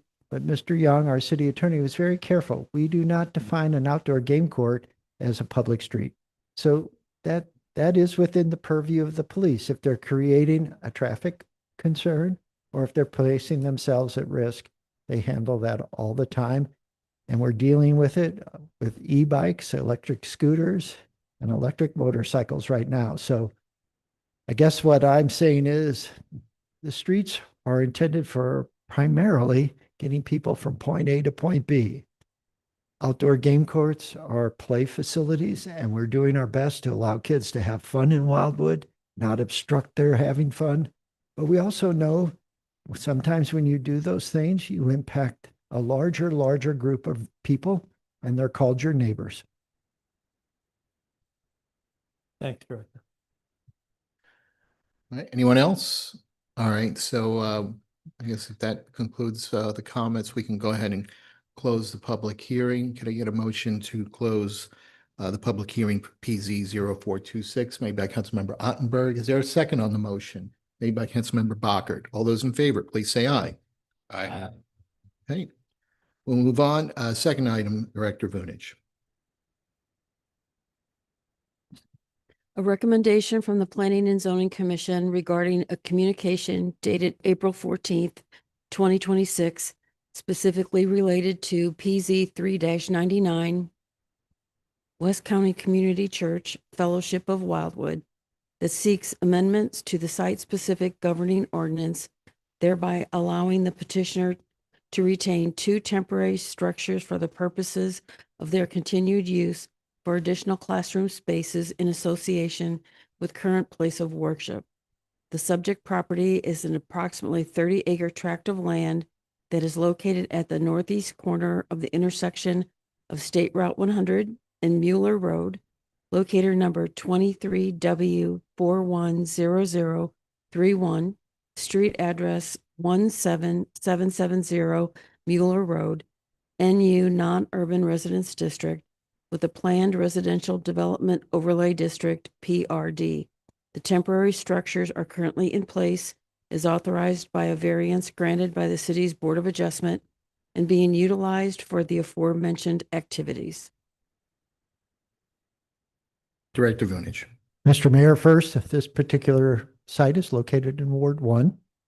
And Mr. Mayor and City Council, as was noted during the first hearing, the Planning and Zoning Commission has prepared for your consideration a recommendation relative to retaining 2 temporary modular classroom facilities that have been on a permanent foundation since their installation in 2022. Prior to their installation in that year, the Board of Adjustment was asked to consider an extension to the allowance for temporary structures in the city of Wildwood. The explanation provided by the place of worship, the leadership, was that Living Water Academy has seen a substantial growth in the number of students, and they are expanding the grades to accommodate demand. The variance granted by the Board of Adjustment was valid through 2027, and to the benefit and appreciation of the department, the leadership of Fellowship of Wildwood started talking about that 2027 date and their desire to keep the temporary facilities as permanent. The department would note that the Planning and Zoning Commission endorsed such, and that endorsement related to the fact that they are not visible from Route 100 or any adjoining property.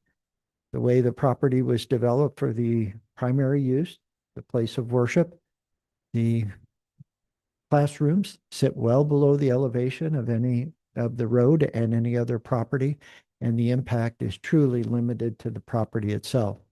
As with any classroom facility of a temporary nature, they were placed on a permanent foundation, inspected by St. Louis County, and then authorized by the city. The Planning and Zoning Commission endorsed the retention and believes it's in the best interest of the overall community and offering another option for educational purposes in the city of Wildwood. After public comment, the department will be available for any comments or questions, and thank you. All right, do we have any speakers? Ann Young.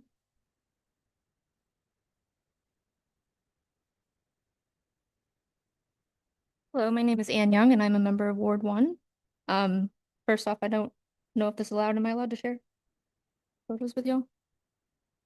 You can hand those to the city clerk and we can ask her to distribute those to the council. Okay, I noticed in the letter sent to you all, there was not a single picture of any of the buildings. So I have provided actual images of the building for you. If we are allowing these to become permanent, then all of Wildwood needs to be considered in the future of this. One of my main concerns for the city has been affordable housing. I've even considered starting a company to combat these issues in other cities where I know I'm allowed to.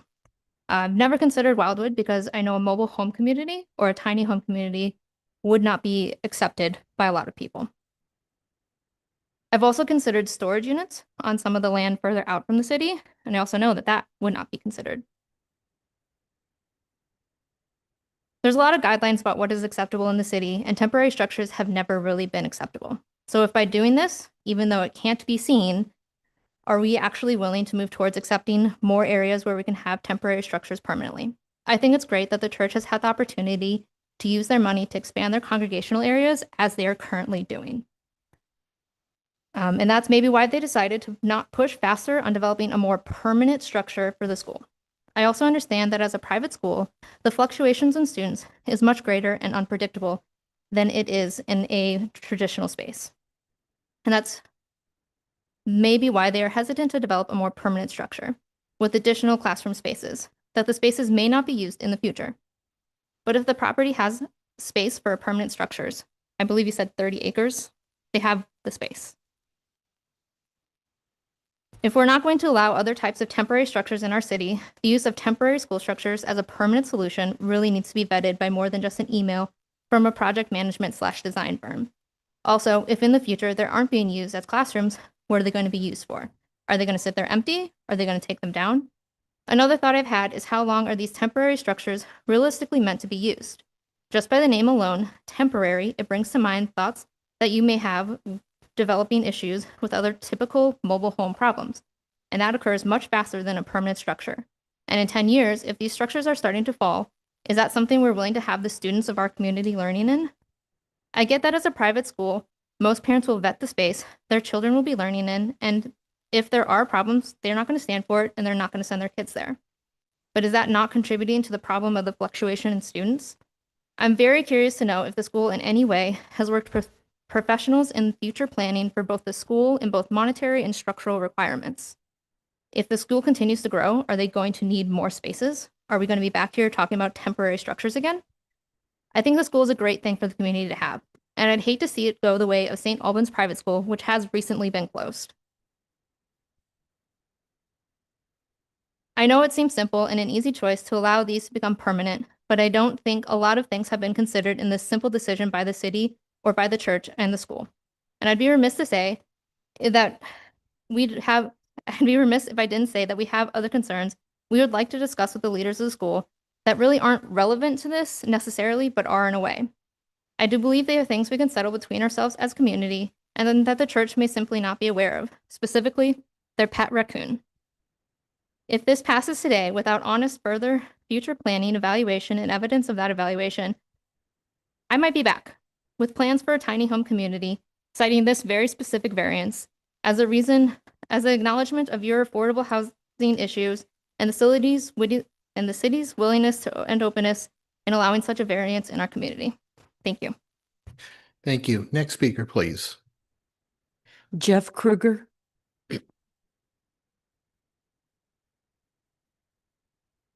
Good evening, Mayor and council members. My name is Jeff Kruger. I'm with Kruger Consulting and Engineering. And I'm appearing on behalf of Fellowship of Wildwood, which, as we know, is in Ward 1, as the petitioner of the original request. Before you is the same amendment that was reviewed by the Department of Planning and Zoning and subsequently recommended for approval by the Planning and Zoning Commission. On behalf of the church and myself, I would like to make public a thank you to the staff and the Planning and Zoning Commission for their work and the council's consideration of the matter. I remain available this evening to answer any questions the council may have, and I respectfully request approval of the amendment as presented. Thank you. All right, thank you. Do we have any other speakers? Okay, Director Vunich, please. Thank you again, Mr. Mayor. Mr. Mayor and members of City Council, first and foremost, the department wants to draw a distinction between homes and classrooms. Tonight, the proposal, the request, and the recommendation relates to 2 facilities that are used for classroom purposes. In terms of homes, the city does not prohibit pre-manufactured housing. It treats pre-manufactured housing the same as any other stick-built home, dwelling, residence, etc. Manufactured housing, to be compliant with city code and building code, is on a permanent foundation, just as these classrooms are. Within town center and outside town center, the specifications for size of houses, the construction of houses, etc., is all premised on the zoning. And so from the perspective of the city, a tiny house community could be in town center, where the lot sizes can be as small as 2,000 square feet, and in some instances, 1,500 square feet. Outside town center, it's a matter of the cost of land, but not certainly anything that prescribes house size relative to the zoning. That is discrimination and has been ruled by almost every court in the land as not something a city can prescribe to. So just to set the record straight, what we're talking about tonight is 2 classrooms for Living Water Academy. In terms of affordable housing and types of housing, the city has been open to discussions on all of it, the gambit from A to Z.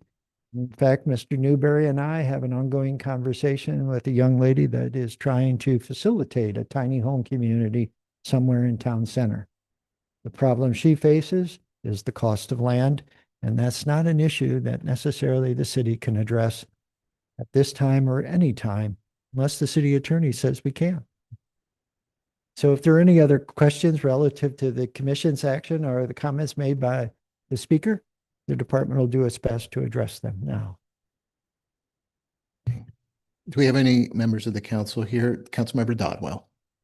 Just real quickly, Joe, the time frame for the usage, I didn't see in the documentation.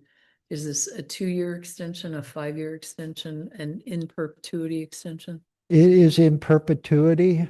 As is mentioned in the report the commission endorsed, I think what the place of worship, Fellowship of Wildwood, will find is that, as Rockwood School District found, temporary classroom facilities are not permanent facilities.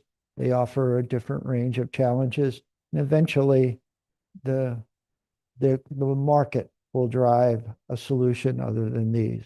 This is, again, from the department's perspective, a interim solution. Just one more question then. Does Green Pines still have their temporary buildings? No, they They're gone. actually Okay. I haven't driven stopped by there using for a while. them and actually offered them to the city at one point if we wanted something for our park property. And it's like, no, thanks. Okay, but they were there for probably a good 10 years. Yes, as that peak in enrollment was happening and continuing, they had to do something. They're not great, but certainly, as you can see, these were purchased from the Francis Howell School District, as I recall, and are nice. Certainly from the perspective, they've worked for the Fellowship of Wildwood for the past 4 years.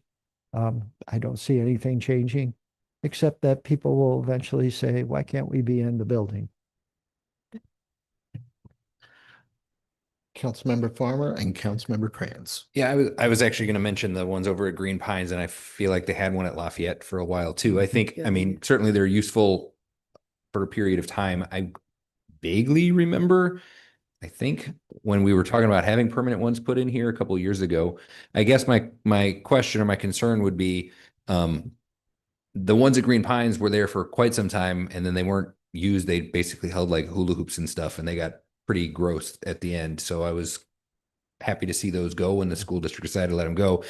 I'm just wondering if it makes, I'm just trying to, I guess, caution that, you know, if we're granting temporary places and then we're flipping it to sort of an endless thing, does that create any issues for us? Or do we just say, you know, the likelihood lifespan for these is whatever it is, 10 or 15 years. And so at that point in time, we probably need to take a look at what's going on because I think that there was a considerable amount of expense, if I remember, when Green Pines took those out. So there's an expense to get rid of them as much as there is to bring them in. Mr. Farmer, what I would say, the blame falls on the department if there's not a review cycle associated with this or let's say a termination. Certainly that can be added to the ordinance. And if the maker and second of a motion tonight to introduce the bill would like, we can certainly consider that. What I will tell you is that if you visit Fellowship of Wildwood, I've always found the facility, the grounds, the buildings to be in an immaculate shape. They care about the property. I would see a situation like what happened with Rockwood School District, not out of the realm, but certainly not probable. The only reason I bring it up, I have honestly no concerns about the church whatsoever. It's more the precedent that it sets and the question that we get asked in the future, rather than just saying, you know, we do these we have a lot of things where it's like, hey, just look at this every 5 years and we figure that out. And I don't know if it's a good thing to put that process in place or not. What I would say to City Council, if there is an agreement to move forward with the legislation and first reading tonight, we add something like that, maybe not a termination date, but certainly a review date to make sure that the condition of the facilities, the 2 classrooms, has been maintained, and that from the perspective, all health and safety components remain in place. Great, thanks. All right, and I believe we had Councilmember Kranz. Go ahead, Councilmember Kranz. So my understanding is that temporary is permanent. That is the request before you and the recommendation from the city's commission. And we're just talking about classrooms. Just 2 classrooms, although as you can see from the aerial that was on the screen for a while, they're fairly good size. So how long is temporary, like Mr. Farmer was alluding to? Well, I describe them as temporary because that's how they were purchased by the place of worship. From this point forward, if the ordinance is approved, they are permanent. So they will remain permanent?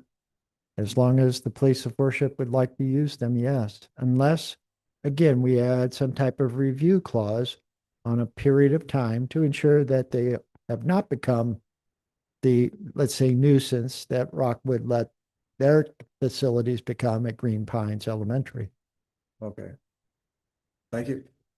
Director Vunich, have you had or received any, or has the city found any code violations in the past regarding this property? I mean, I don't recall hearing anything come out of this area. No, I have not. I would defer to Mr. Newberry. He also receives a number of calls over in the course of any given day. Nothing, sir. Okay, great. Anyone else? All right, we've had good discussion here. The portion of the public comment is already closed, but we are, we will, yeah, the public portion of it is when you come up to speak. So that is at this point where we are.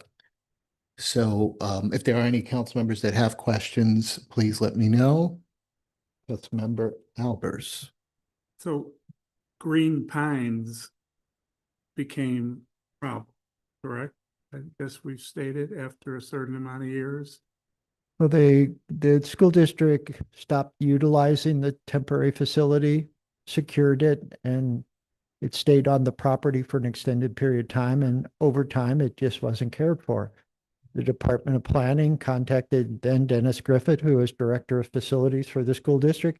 And we started a dialogue that took a while to finally get them removed. But we did get them removed.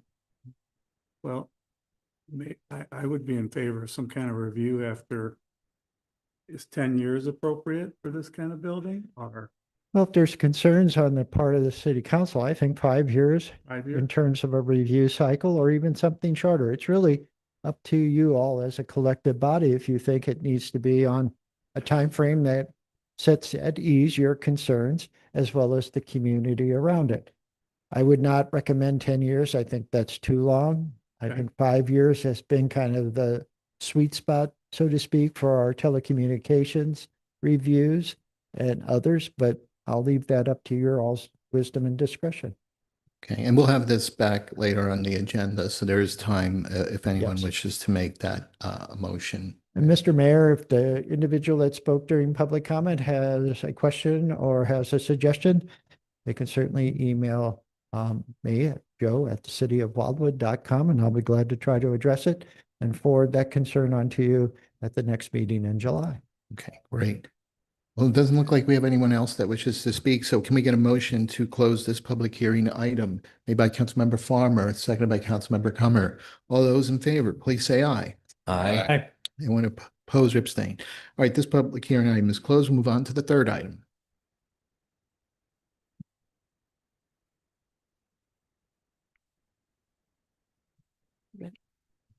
Waiver request to the existing moratorium on demolitions of historic assets, 18312 Acorn Ridge Road, existing dwelling that is part of a residential lot to be removed to accommodate new construction. The building was constructed in 1900. Department of Planning is seeking authorization to prepare the appropriate legislation for the next city council meeting. Director Vunich. Again, thank you, Mr. Mayor. Mr. Mayor and members of City Council, as you know, in January of this year, the City Council passed legislation precluding demolitions of historic assets listed on the city's inventory until the historic preservation plan is completed. That plan is near completion, but however, this particular application was received at the deadline in April and has been working its way through to you tonight. The department is respectfully requesting authorization to proceed forward with the preparation of a resolution on this matter. That resolution will be before you in July, and the Historic Preservation Commission will visit the property between now and then. If the Historic Preservation Commission basically recommends against the demolition, the City Council will be advised at that July meeting, and obviously the resolution then would be at risk.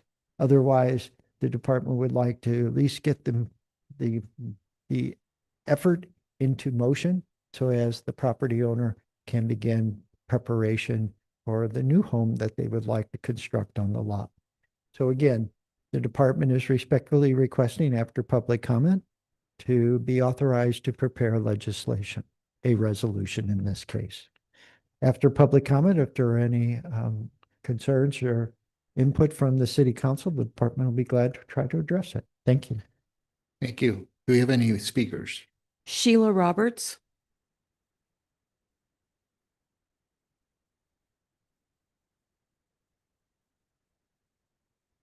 Hello.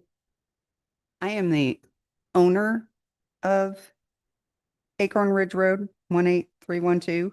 So my request was kind of not really that I want to tear down the property and build a new home, but from the article in West News Magazine, it indicated that, and then when I came to the city hall, that this new master plan for historic preservation could take until the end of the year. And I anticipate putting my property on the market and selling it. So I wanted to have a waiver in place in case a new buyer wanted to, it's a 6-acre parcel. So if they wanted to take down this existing property and then build something new, they would have that option. So they did look into that, and it would be transferable.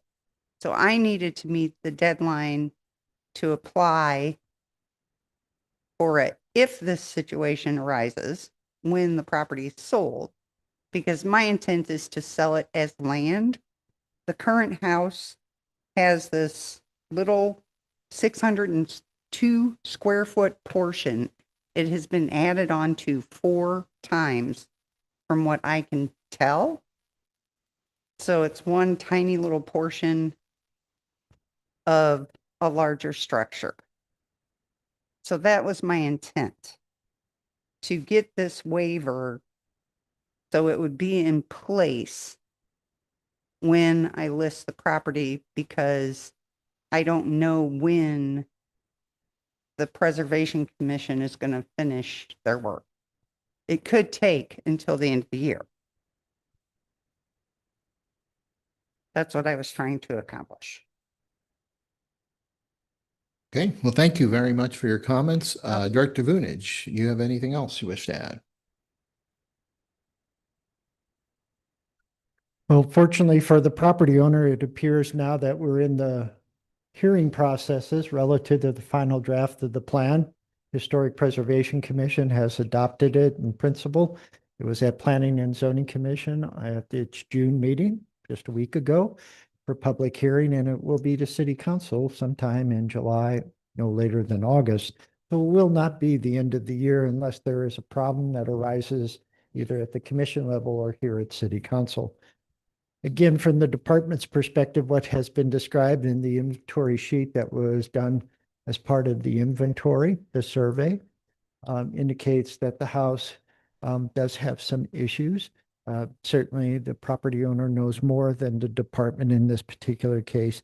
But again, if the property owner believes that by August she will have not listed the property for sale, then the resolution would just not be acted upon, and the plan would be adopted, and the assurance the property owner would like that if the buyer would have the option to remove certainly would be in place. I would argue that if we do the inspection, the Historic Preservation Commission, and they endorse it, that particular endorsement runs with the land, not with the owner. So again, it would be a benefit to the sale of the property as well. So again, tonight, the department is still seeking direction, and in this case, authorization to prepare the resolution so as to facilitate what the property owner would like to achieve. All right. Seeking a motion then, Director Vunich? Yes, just to prepare the resolution for next meeting, and I will have more information at that time. All right, Councilmember Dodwell, do we have a second on the motion? Councilmember Mabry? Yes, question. We have a motion on the floor. Go ahead. So you're recommending that we do the waiver, just for clarification? I think the waiver is to the benefit of the property owner, and that whether it's done by the plan approval and then the new owner has to come before and seek the authorization, or So there's another step here. yeah, there is another step, and by the time we get back in July, hopefully we've either quelled the concerns of the property owner, or we proceed forward and it's just another item that they can offer at the sale. So of the will the property. news be good for the property owner, you think? Based upon what I've read regarding the property and the description Ms. Hutchins, excuse me, Ms. Roberts provided, I think yes. All right, thanks. All right, anyone else? All right, so we have that motion on the floor. Councilmember Mabry, Thank you. Mr. Runich, I love it if I'm the only one who's confused, but I am. Having seconded the motion for a waiver, the property owner, I surmise, considers the option of legally offering the property with the offensive structure torn down so it could be free land, saves the buyer the same 30 to 50,000 to tear the same offensive building down in order to have a clean slate. Is that anywhere close? And they just want that built-in option? Actually, I think the property owner is hoping to have the waiver in hand and give the choice to the new owner. Retain it, restore it, reuse it, or demolish it. Okay. Has the city weighed in on what the value of this structure is as a city asset? So that we know whether we're writing off a potential asset for the city for the sole benefit of the seller of the property who has no longer any vested interest in the property once they sell and leave Dodge. Well, again, I believe Ms. Roberts is just trying to facilitate the next step if the new owner would like to proceed with the demolition, not necessarily complete the task herself. What I will tell you is a small portion of the existing building was constructed in 1900. And as we know from past visits to other properties where the asset has been added onto and onto and onto, the asset suffers over the course of time, and what was there that may have been historic and worth consideration is no longer the structure it was because of the add-ons. Understandable. From the last 2 or even 3 site tours that the Historic Preservation Commission attended, there's very little aesthetics or historical significance of what's left over after a residence has been tacked onto and modernized numerous times. So that helps. And again, what I will advise the commission and mayor is that the Historic Preservation Commission has to authorize the demolition if the resolution is going to be recommended for favorable action in July. And the waiver that's issued come with a strongly worded caveat that the final authorization by the commission is not a rubber stamp, and in all likelihood, they're going to do all they can to figure out what value, if any, this asset can have if protected. Once it's torn down and some new builder has a clean footprint to build on, that asset's gone forever. Well, Mr. Rayray, what I would say is it's not necessary because the commission needs to visit the location before the department would support the adoption of the resolution authorizing the demolition. Can we wait to conduct a site tour before a waiver is issued too? Well, certainly if you do not conduct the site tour because of conflicts in schedules, weather, whatever the circumstance may be, the resolution would be postponed if it's on the July agenda. If you don't want it on the July agenda, we could set it for August and see what gets done first, the plan or the resolution. So you're talking, it sounds like you're proposing a July site tour of this property. Actually, I'm proposing a June site tour. That's the only way the resolution better. can proceed. Well, thank you. That sure has helped. All right, we have that motion on the floor. It doesn't look like we have any more discussion. So all those, do we need to have the motion repeated or is everyone aware of it? Okay. All those in favor, please say aye. Aye. Anyone opposed or abstain? All right, that passes. All right, that concludes all of the, we do need to close the public hearing out. So we will close that public hearing out. Can we get a motion to close? Councilmember Marshall, seconded by Councilmember Nine. All those in favor, please say aye. Aye. Okay, that public hearing is closed. We're going to move into old business under legislation. We have three items.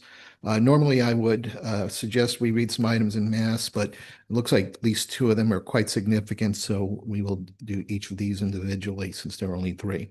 All right, we'll start with Bill 3059. Can I get a motion for a second reading of Bill 3059 concerning Ward 5? Made by Councilmember Bockert. Is there a second? Councilmember Means, was that a second? Okay, so all those in favor, please say aye. Aye. Right, Colleen, please go ahead and read Bill 3059. Bills 3059, an ordinance of the city of Wildwood approving a record plat, trust indentures, general warranty deed, and a deposit agreement with associated letters of credit, which guarantee the required subdivision improvements for a 30-lot residential development that is to be located on a tract of land in the northwest quarter of Section 1 and part of the northeast quarter of Section 2, Township 44 North, Range 3 East of the 5th Principal Meridian, City of Wildwood, St. Louis County, Missouri, and more specifically situated on the northeast corner of the intersection of State Route 100 and State Route 109, hereafter to be known as Point at Brightleaf Subdivision. Director Vunich, do you have anything you wish to add? Mr. Mayor, the bill remains unchanged from its introduction at the May meeting. Again, this is the Fisher-Fichtel project at the property located on the northeast corner of State Route 100 and State Route 109. I will advise the city council that over the course of the last couple of months, while preparatory grading has been underway for the installation of utilities and future streets, sidewalks, and trails, the rains have created some issues. The department, I should say the departments, Public Works and Planning, have tried to address those issues as best as possible. Today's rain, again, prompted another email from some of the property owners in Village E, which is the village closest to the new project, and there is a basin in Village E. What it was described to me by our code inspector, Frank Wolflin, is that the area is covered with siltation control devices. The area where the water drains, and it is brown water, it is not mud, it is not anything other than water that's discolored by crossing the disturbed site, is the access point that they have to have. And so we have been thwarted in trying to figure out how to let people in and out of the site while holding water from these torrential rains. So we've advised Fisher-Fichtel of the problem. If there is restoration that is necessary of that basin in the villages at Brightleaf, we will make sure it gets done. And so that's the commitment of the department to the city council. Other than that, the plat, the deposit agreement, the trust indentures, and the general warranty deed are in appropriate form for final action tonight. Thank you. We have this bill on the floor. Is there any discussion on the matter? All right, seeing none, please call the roll for final passage, Colleen. Thank you. Councilmember Roblewski, Yes. Councilmember Trottier, Yes. Councilmember Ottenberg, Yes. Councilmember Farmer, Yes. Councilmember Means, Yes. Councilmember Bockert, Yes. Councilmember Kranz, Yes. Councilmember Albers, Yes. Councilmember Mabry, Yes. Councilmember Nyan, Yes. Councilmember Dodwell, Yes. Councilmember Marshall, Yes. Councilmember Rambo, Yes. Councilmember Vanek, Yes. Councilmember Comer. Yeah. All right, bill passes. We'll move on to the second item under legislation, Bill 3061, before the council concerning all wards. Is there a motion for the second reading of Bill 3061? Made by Councilmember Ottenberg. Is there a second? Made by Councilmember Dodwell. All those in favor, please say aye. Aye. Aye. Hey, Colleen, please read Bill 3061. Bill 3061, an ordinance of the city of Wildwood, Missouri, revising the budget for the city of Wildwood, Missouri for the fiscal year commencing on January 1, 2025 and ending on December 31st, 2025. City Administrator Lee, do you have anything you wish to add? Yes, thank you, Mayor, and available for any questions tonight, but this budget amendment we need to put together to finish the audit that's going to be presented in July of 26 in good standing. And also just a quick couple updates, a couple notes on the revenue that came in last year. We actually saw that sales tax revenue was up just a bit than anticipated, and we're seeing that come in pretty steady for this year as well, keeping up and being a little bit more than what it was anticipated. Public safety sales tax was right on cue, and then also the utility tax actually was the largest, had the largest spread of almost $250,000 more than what was anticipated. So that said, it does seem with some of the rising prices towards the end of the year last year, we saw a little bit of a larger increase and a variance more than what we anticipated. So wanted to point that out. It does seem, as long as there's no modifications to the sales tax structure or the taxing structure, that it does seem like we are kind of absorbing some of the cost increases that we've seen from our contractors. And then a note on the contracted expense, the majority of those drivers are coming from the fact that we had 6 mobilization efforts last year for snow removal. That was one of the largest efforts that we've had in the most number of days in the city's history, which also we had to refill our salt wares because they were depleted. Then a quick 2 other notes. Park maintenance included also with right-of-way tree removal and right-of-way tree trimming. Those were pretty large drivers due to the 2 tornadoes that came in. One in March, an EF2, and then also the one that came in June as well, late May. Both of those caused extensive damage. We also had almost 2/3 of the properties out of service at one time or another for the March storm, which took a pretty long concerted effort. So those typically don't happen, which is good news for us because then we can usually take in the revenue increases and not have to deal with the large storm events. But other than that, those were the major items that wanted to be pointed out tonight. But after this, we will have the auditors, Reuben Brown, coming in for a presentation in July to go through the annual comprehensive financial report. We're getting close to completing that now. Thank you. Great, thank you. Anyone have any questions for City Administrator Lee? All right, seeing none, then Colleen, please call a roll for final passage of Bill 3061. Councilmember Trottier, Yes. Councilmember Ottenberg, Yes. Councilmember Farmer, Yes. Councilmember Means, Yes. Councilmember Bockert, Yes. Councilmember Crayons. Yes. Councilmember Albers, Yes. Councilmember Mabry, Yes. Councilmember Nyan, Yes. Councilmember Dodwell, Yes. Councilmember Marshall, Yes. Councilmember Rambo, Yes. Councilmember Vanek, Yes. Councilmember Comer, Yes. Councilmember Roblewski. Yes. Great, thank you. Moving on to Bill 3062, also concerning all wards. Can I get a motion for the second reading of Bill 3062? Made by Councilmember Ottenberg. Is there a second? Made by Councilmember Nyan. All those in favor, please say aye. Aye. Anyone oppose or abstain? All right, Colleen, please read Bill 3062. Bill 3062, an ordinance of the City Council of the City of Wildwood, Missouri, authorizing changes to the Wildwood zoning ordinance, specifically Chapter 415-030, definitions by the addition of 11 descriptions and by adding new requirements to Chapter 415.210M-3, Planned Industrial District Regulations, Section E9 and Section F1, items A through F, all of which are to address information technology and data processing facility, commonly known as data centers, and their locations, operating parameters, and design components within this community in association with the industrial area of the city's master plan, such being consistent with the action of the Planning and Zoning Commission set forth in its letter of recommendation on the matter that is dated April 6th, 2026. Okay, thank you. Director Vunich, please.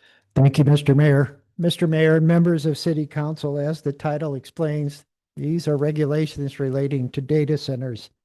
For the most part, over the last several months, if not longer, you could not turn on a television news program, look at a magazine, a newspaper, or post without hearing about data centers.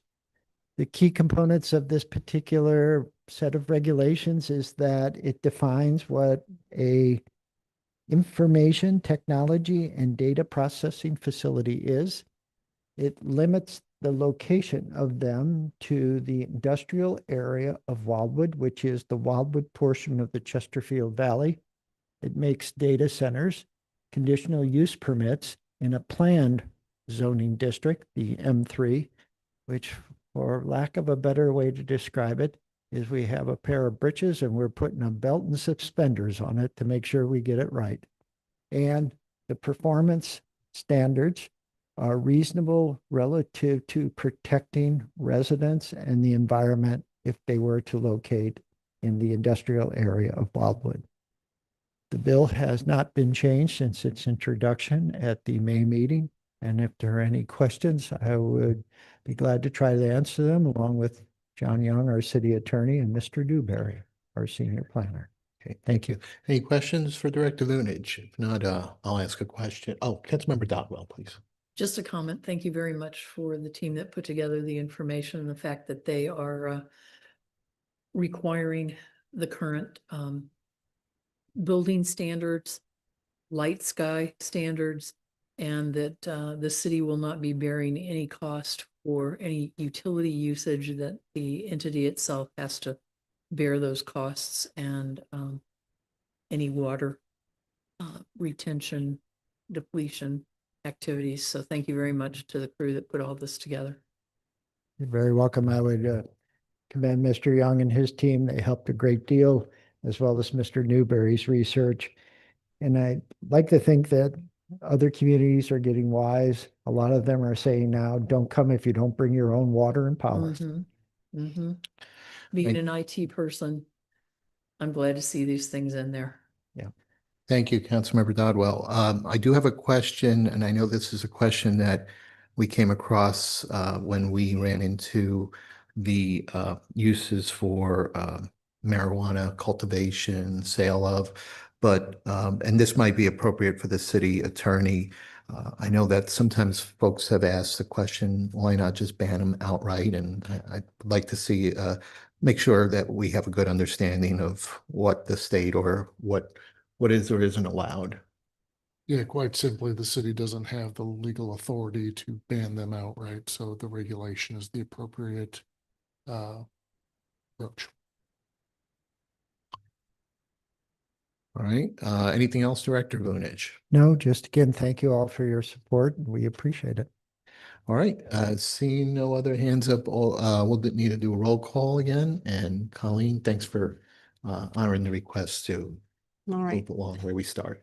Councilmember Ottenberg. Yes. Councilmember Farmer. Yes. Councilmember Means. Yes. Councilmember Bockert. Yes. Councilmember Kranz. Yes. Councilmember Albers. Yes.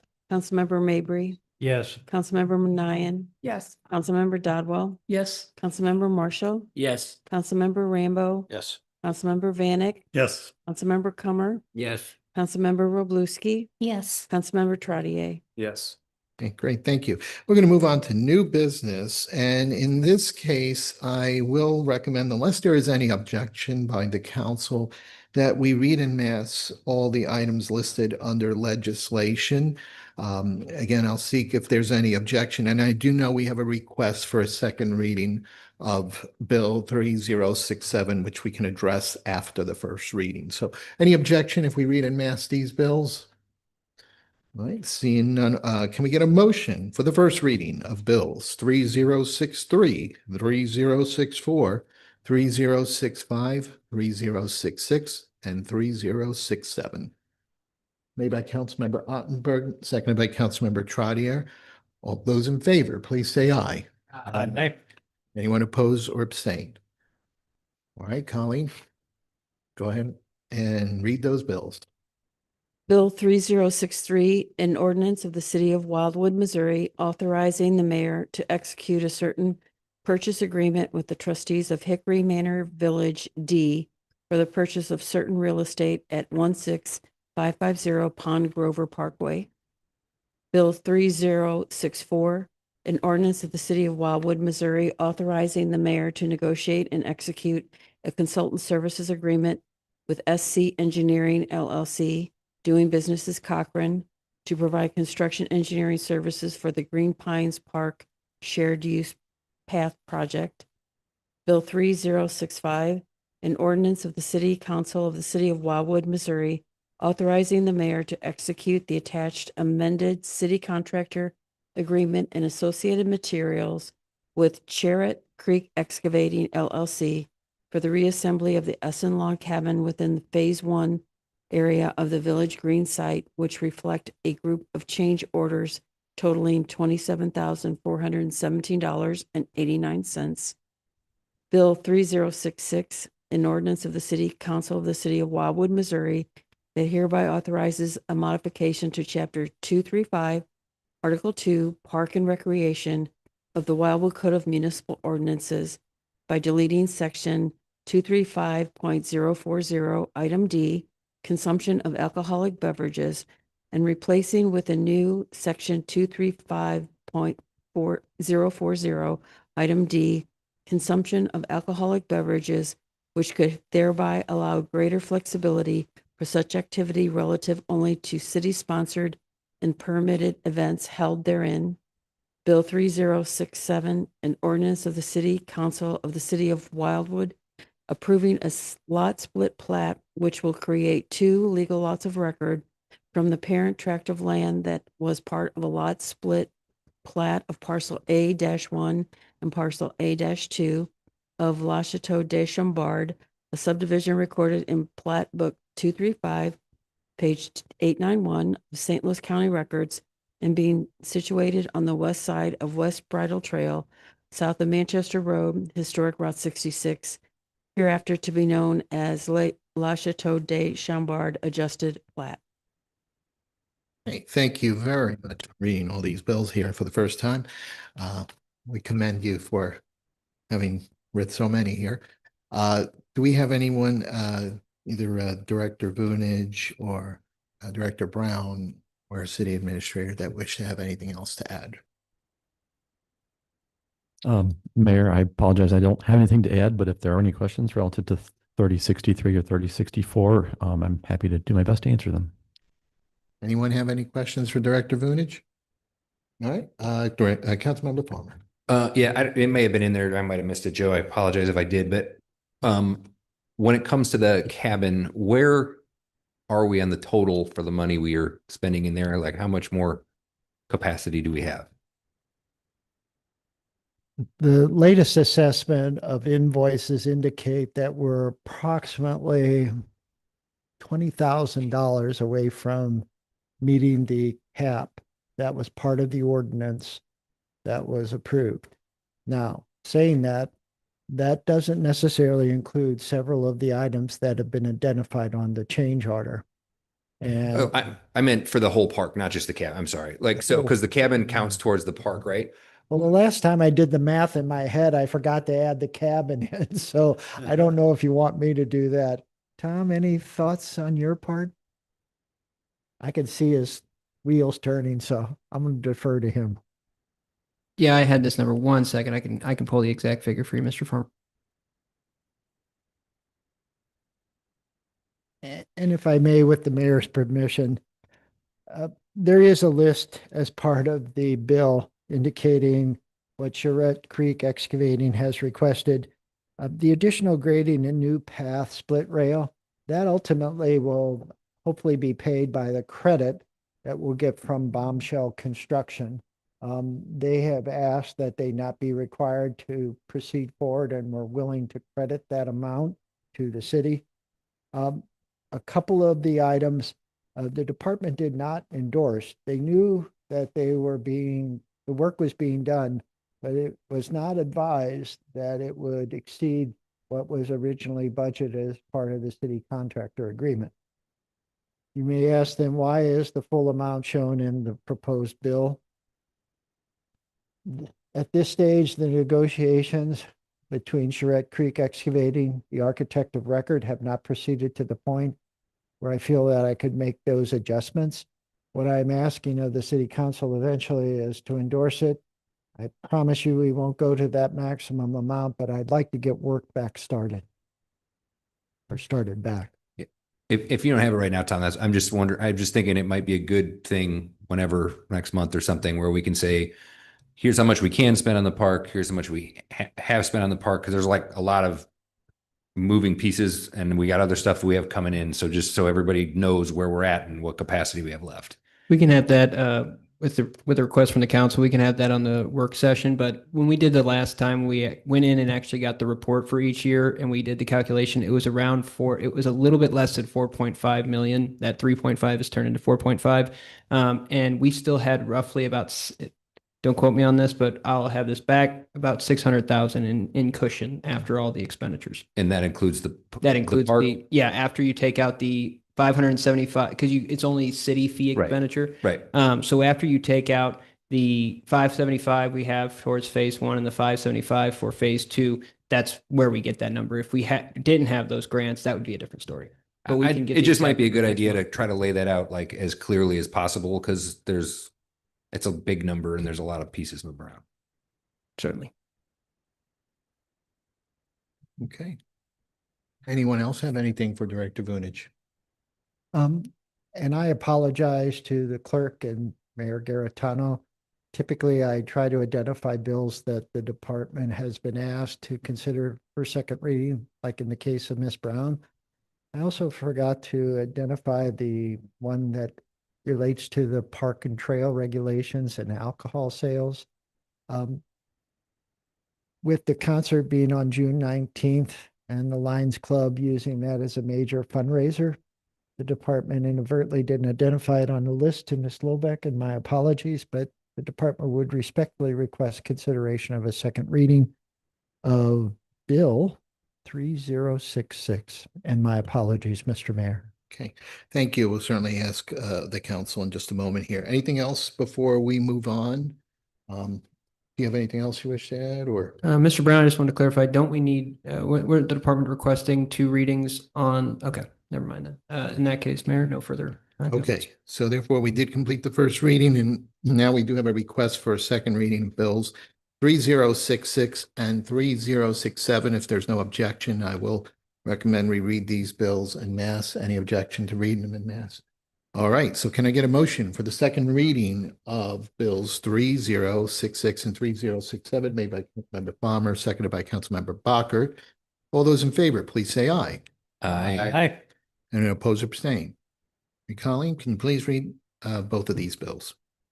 Bill 3066, an ordinance of the City Council of the City of Wildwood, Missouri, that hereby authorizes a modification to Chapter 235, Article 2, Park and Recreation of the Wildwood Code of Municipal Ordinances by deleting Section 235.040, Item D, consumption of alcoholic beverages, and replacing with a new Section 235.040, Item D, consumption of alcoholic beverages, which would thereby allow greater flexibility for such activity relative only to city-sponsored and permitted events held therein.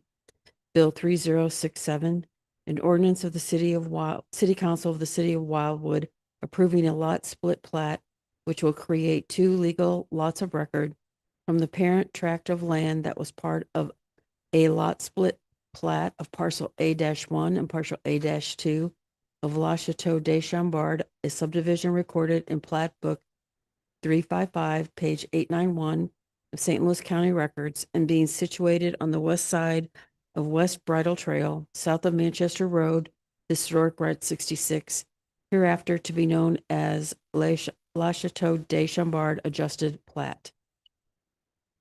Thank you, Colleen. Merci beaucoup. Oh, yeah. All right, thanks for coming back up, Director Vunich. Assuming you just spoke to these, so I don't know if you have anything else you have to add. Any questions? I'll be glad to try to answer them in English. Okay, we have the bills on the floor for discussion. Anything else?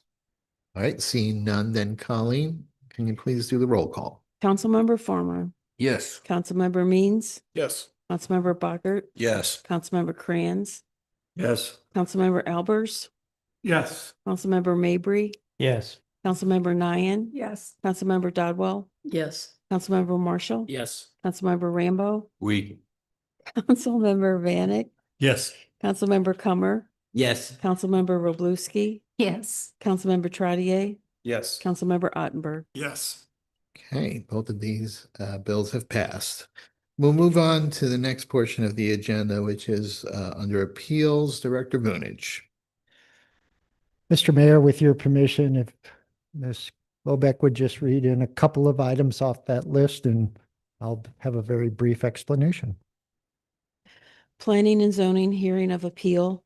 Caption is Luxury Villas at Latitude N38 in care of Latitude N38 LLC, 11605 Stud Avenue, Suite 102, St. Louis, Missouri, 63141. Case numbers PZ 10-25 and 11-25. Property owner Latitude N38 LLC and applicant Latitude N38 LLC. Director Vunich, please go right ahead. Mr. Mayor and members of City Council, as you may recall, the Planning and Zoning Commission recommended denial of this tandem request relative to the approximately 8-acre tract of land located on the southeast corner of Crestview Drive, future Main Street, Netherton Road. An appeal was filed by the owners of property to that action, asking City Council to review. The matter relative to the application was determined to meet the requirements of the code relative to the information and citations. Tonight, the department is respectfully requesting that the City Council set the hearing date for the September meeting of this group. All right, so you're seeking a motion a motion for hearing, and I would assume you recommend the next council meeting or Actually, September. September, sorry, I missed that. Okay, so if there anyone that wishes to make a motion for, as the director recommended in September, for the September City Council meeting made by Councilmember Mabry, is there a second on that motion made by Councilmember Albers? All those in favor, please say aye. Aye. One oppose or abstain. All right, that date is set. Thank you. Thank you, Director Vunich. Okay, so moving on, first readings from hearings with favorable city recommendation. We have before us two bills here. And again, I'll see if there's any objection to read these en masse for the first readings for bills 3068 and 3069. Seeing no objection, can I get a motion for the first reading of bills 3068 concerning all wards and bill 3069 concerning Ward 1, made by Councilmember Comer, the second made by Councilmember Farmer. All those in favor, please say aye. Aye. Anyone oppose or abstain? All right, please go ahead and read the bill. Bill 3068, an ordinance of the City Council of the City of Wildwood, Missouri, authorizing certain modifications to Chapter 415.030 definitions, Chapter 415.090 NU non-urban residence district, and Chapters 415.110 through 415.160, such being inclusive of all R districts of the City of Wildwood zoning ordinance, specifically regarding the city's review standards, processes, and requirements associated with outdoor game courts, sport court, along with their corresponding permitting steps that are administered by the Planning and Zoning Commission, with such being in accordance with the Planning and Zoning Commission's letter of recommendation on these matters dated May 4th, 2026, PZ 04-26, City of Wildwood, Planning and Zoning Commission. Bill 3069, an ordinance of the City Council of the City of Wildwood, Missouri, authorizing an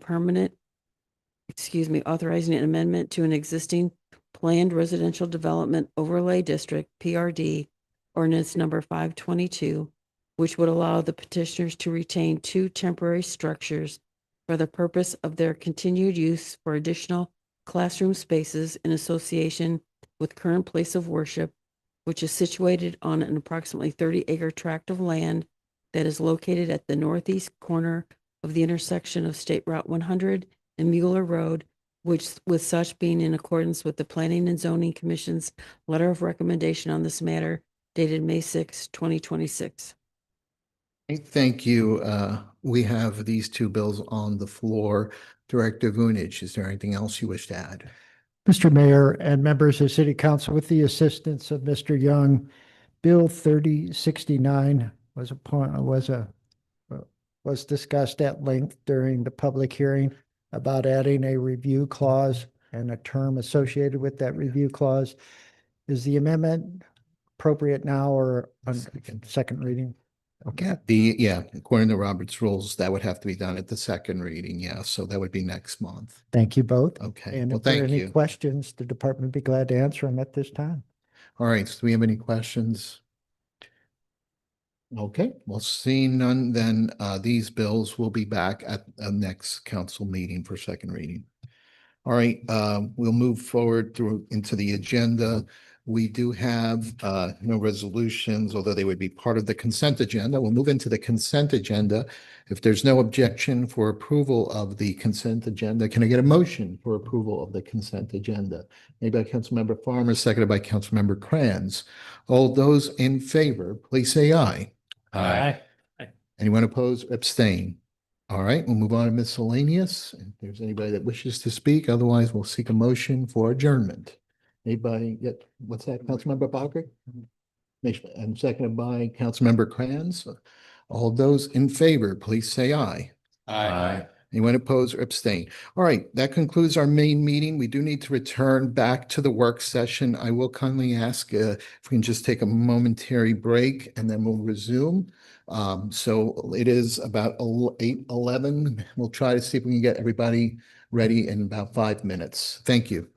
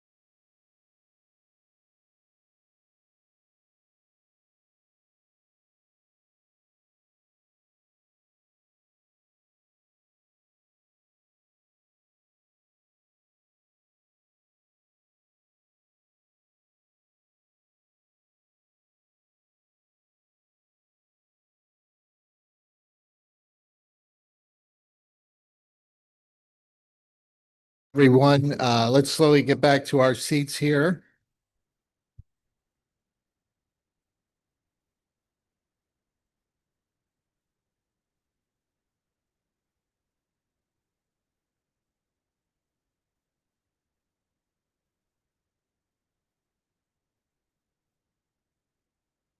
Okay.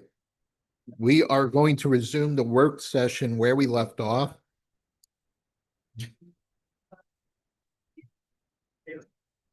Okay. All right, so back to the work session where we left off. We're moving under for action B, Administration and Public Works Committee, which is one considering, no, is that the item there? Yeah, for archery hunting.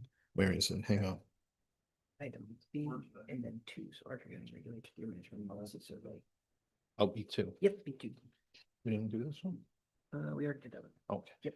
All right, B2, archery hunting regulations and deer management policy survey. So, all right, City Administrator Lee, go right ahead. Thank you, Mayor, and thank you, members of the City Council. Wanted to provide an update here tonight, and in front of you is the full report along with a couple versions of the survey. One, and I'll just go through this real quickly here. For version 1, which would be Exhibit B, we marked the pages individually as well to ensure that some continuity because they do look similar. Exhibit B was the original draft that was brought to the Administration and Public Works Committee. That draft survey did not have feedback from the committee at that time, and also an important thing to distinguish as well is that it didn't have the initial feedback we received from the Missouri Department of Conservation as well, which was only one pointed note. There's also the draft survey instrument version 2, which is Exhibit C. This actually goes and shows the changes that were made to the original document, line item by line item, so council members can see those changes in real time. And then version 2, the clean edition, Exhibit D, shows those changes incorporated in a final form. To kind of bring this back a bit, we are currently on a little bit of a tighter timeline than we'd want, just given the fact that Professor Naines, he's out, the University of Chicago is currently out of school at this time. So his perfect window of being able to have max participation and be able to complete the scope of services that he's provided to us is going to be best served if we can meet the timeline here provided, and then also really kind of focusing in on June, so the rest of this month, July, and August. So one item here, wanted to go through before we jump into the survey itself, the proposed timeline. We had talked about this relatively a couple weeks ago at the last meeting, but this is somewhat the final final proposed timeline. So Professor Naines has been helping us already this week, but then pending council approval tonight, and the council can provide some direct input if changes need to be made. In that case, we would plan to have this survey distributed to random households within Wildwood by next week. So it is a little tight. Then the survey response period would be open for approximately 1 month. We would send one follow-up letter about 2 weeks after to help direct more individuals to take the survey. We did remove the mail-in, like the paper copy survey that you would mail back in. Now it would be all digital to allow a little bit more flexibility with the review of the analysis. And then last but not least, we would have it closed around July 15th, and then Professor Naines would review that data and then come back and have a report submitted to us by latest August 7th. We believe it would be a little bit sooner than that. The plan would be to have that final report ready to go and then submit it to the full city council for presentation at the August 11th meeting. That said, Professor Naines is unavailable that day, so there's a couple different options. He can come at a future meeting, which could be the September meeting for follow-up questions. He could also put together a video, or if there was a different time, we could schedule something, more of a special meeting to discuss the analysis. So wanted to point that out. Professor Naines, quick note on expenditure here. I have it about not to exceed $7,500 due to the paper and the printing costs that it's going to take. But overall, Professor Naines, his agreement here is covering $4,120 for his portion of the work. So now I will go ahead and jump into I'll make this a little bit simpler. So when you go to Exhibit B, which is the original draft survey instrument, That was what was presented to the Administration and Public Works Committee to kind of separate the two different sides of feedback. We did get some direct input from Missouri Department of Conservation, and they had one specific note. They thought it read well, that it was easy to understand, which was one of the goals for the department. But in general, the one item they wanted to ensure was that there was a note about them preferring distance sampling surveys as their preferred method. They have not officially switched over. They do think drone surveys are extremely helpful, but as of right now, their department's viewpoint, at least for the entirety of their organization, is more so that they are still relying on the distance sampling. So that is added under Section 4. There is a new section added, State Wildlife Agency guidance, and it has just a little note of the feedback that they provided. So that covers all of MDC's feedback into the full survey. Other than that, they said it looked good to go.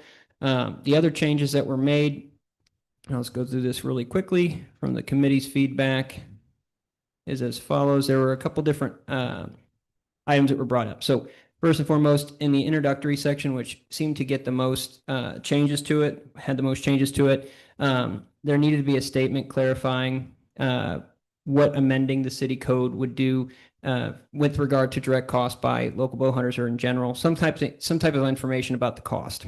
There also needed to be a item there explaining why do you have to address deer in the first place. So looking at the recruitment rates was mentioned at the meeting, so we did add a note there. Disclaimer talking about really this has been included in all our communications about our deer management program, but something that just reaffirms that private property owners have this as an option, but nonetheless, anything that the city does not give someone unauthorized access to their property. So that was added in as a notation. And then there was also a item in there included that just talked a little bit more about the distance sampling component as discussed by MDC. So other than that, going into the actual questions, there was one big change. We talked about this at the last council meeting, but the question, section 2, question 2, that asks about what's the best approach, and it really asks the direct question we're looking at tonight and through this survey. Should we change down from 3 to 1 acre? There was a option that originally had said reduce to 1 acre and allow parcel aggregation. The committee discussed this, and there wasn't an official motion, but the idea was that the council isn't necessarily considering lowering it to 1 acre and providing for parcel aggregation. So there was a request to remove that option in its entirety. So I wanted to make sure to call that out because that would be removed. And then the department did look at the back end of the survey technology, and there was a question about having to keep the 3 acre minimum as the first answer choice for that question. In this case, that was then we can randomize the answer choices. So every person that gets the survey and takes it will actually see a random assortment of answers, and it won't be in any direct order. Other than that, there was a request from council, from the committee, to include a rough number. We didn't have a direct quote for doing we're going down to section 4 now. There was a question about including what our anticipated cost would be for a drone survey. We do not have that exact estimate in hand, but the committee had agreed to put an approximate number about $50,000 to $60,000. Then last but not least, there was also one last item. Section 3, question 4, there was a request to have also the submission of proof and notification of residents along the property line. So that was added as an additional option for that question as well. Other than that, there weren't all too many changes. The survey was shortened to be a little bit more digestible for the resident populace. And the idea tonight is to get the council's feedback, but also hopefully without too many changes, we can actually have those changes read out tonight so that we can incorporate them directly and then begin working on the production and the random sampling. The department's available for any questions, but if we wanted to go through this, we certainly could one at a time. Thank you. Thank you. Councilmember Albers. This is an easy one. I hope. Tom, I don't know if I ever asked, how does the random distribution of this work? Is it like a computer generated thing or? Yes. So Professor Names would handle that component, but it it is a computer model. They would, so how to give a little bit of a peek under the hood, we would provide to Professor Naines pretty much an Excel spreadsheet that includes every single address within Wildwood, along with the ward that it's in and the approximate size with acreage per St. Louis County data.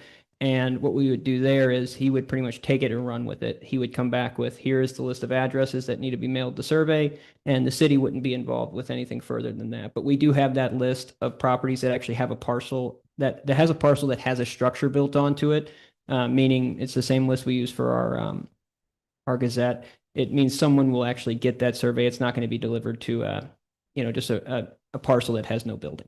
Thank you. I did see Councilmember Kranz, and then we'll come back to Councilmember Dodwell. Yeah, Mr. Lee, at the committee meeting, I thought we said that the drone survey was what we wanted to do. And then I see the contact with the Department of Conservation says, well, wait. No, we think distance sampling supersedes thermal drone survey. So you changed it. So I'm just wondering why you would change it if the committee recommended the drone survey.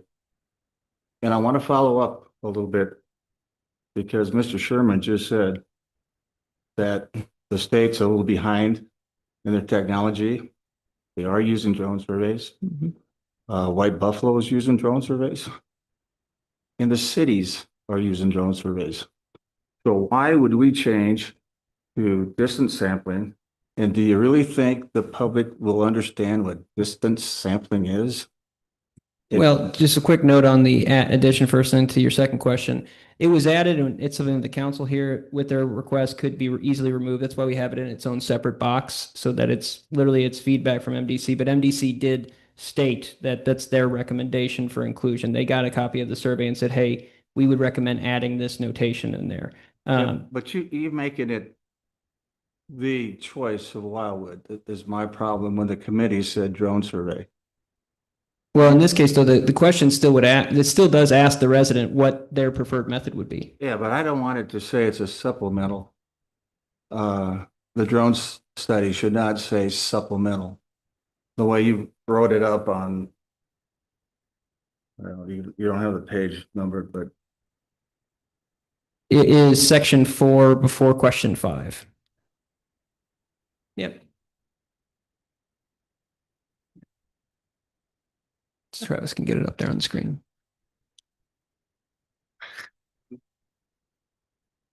So all I'm saying, Tom, is that thermal drone survey, I don't think you need to mention distance sampling unless you want to really explain it to the public that it really doesn't get an accurate count because you can't go through all the properties because landowners don't allow us to do it. And that when you kill your deer, you want to get an accurate number so you don't kill too many when people say deer are not showing up anymore. So to me, a drone survey is accurate. It gives you the count of your deer. And that's it. Anyone else that we have here? We have Councilmember Marshall, and then we'll come back to Councilmember Dodwell. Yeah, I like the introduction part, but I'm a little bit surprised after these 2 or 3 years, we've actually seen a reduction in car accidents, which is one of the primary reasons we want to do it.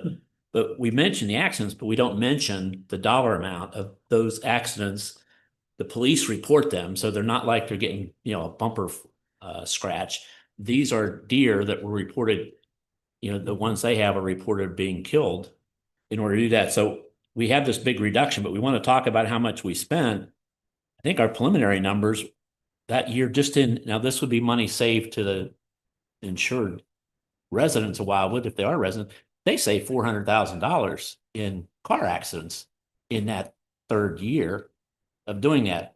So if we want to talk about that, I just think that we have the accidents. I think some way it would be appropriate to put what an average deer hit with an automobile costs, and with that kind of reduction, that's a lot of savings for people. If that's the council's will, then we can definitely have that added in. It's kind of written so it could we can kind of include some of these notations in there if it's the request of the council.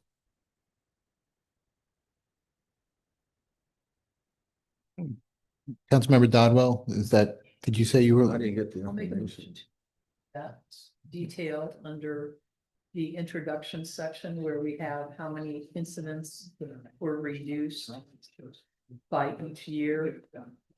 And the side statement in that area. AAA had a number out. Yes. What they said. Okay, so I just want to make sure everybody's heard Councilmember Dodwell. We have some side conversations that I just want to make sure we're pausing here. So Councilmember Dodwell, your motion, please. Can you, if you don't mind restating Moving it? that on the introduction section, as you scroll down and you see the any one area where culling operations were completed, collisions declined over time. In that section where it says 71 incidents, down to 54 incidents, down to 43 incidents, that next to it, since we don't want to take any more space, that we put that's a X amount of dollars in cost reduction for residents who may have had an accident. Just so we can sell what we're doing here a little bit, gentlemen and ladies. All right, so I'll Councilmember, let Mr. Taunt Yeah, no, I'm sorry. We're trying to get this up. determine what we'll say, but okay, well, we do need a second for that motion. So is there anyone that wishes to make a second? Be the second. I know. So Councilmember Mabry, so we do have this motion on the floor now. So the discussion's on the motion here. Councilmember Krantz. Just in all fairness with auto accidents, what this is about is opening more land up for hunting. And if you open more land up for hunting, your accidents are going to increase more. So I'm not sure where you're going to get the information about what the cost is. I don't find. I'm looking at trying to explain to our residents the expense that we made for the prior deer culling events. We are spending, Specifically, we are. we have spending saved some dollars. money In the from that first year, there was, process. first year of accidents was flat, wasn't it? So you going to explain that as well? All right, so just a moment, and again, just be, Going we want to make sure everybody has a chance to speak. I had a couple of people talking at the same time here, so just Councilmember Krantz, did you finish what you had to say? And then Councilmember Dodwell. Okay. Do I have to make a motion on that drone survey? Well, there's a motion right now. on Okay, the I just, floor. that's a question on. Yeah, on so order. if you wish, you can make an amendment, or if you want to wait and see what this motion turns out to be like, you can do that. Okay, Councilmember Dodwell, I know you were saying something. Do you want to follow up, or are you okay? I just would like to move forward with a motion that we put those details in the introduction section, so our residents know that with the past activities the city has done, we have reduced our risk of car accidents so that they understand that their tax dollars are being spent wisely. Got it. So we do have that motion on the floor. Anyone else? Councilmember Trotter, related to the motion.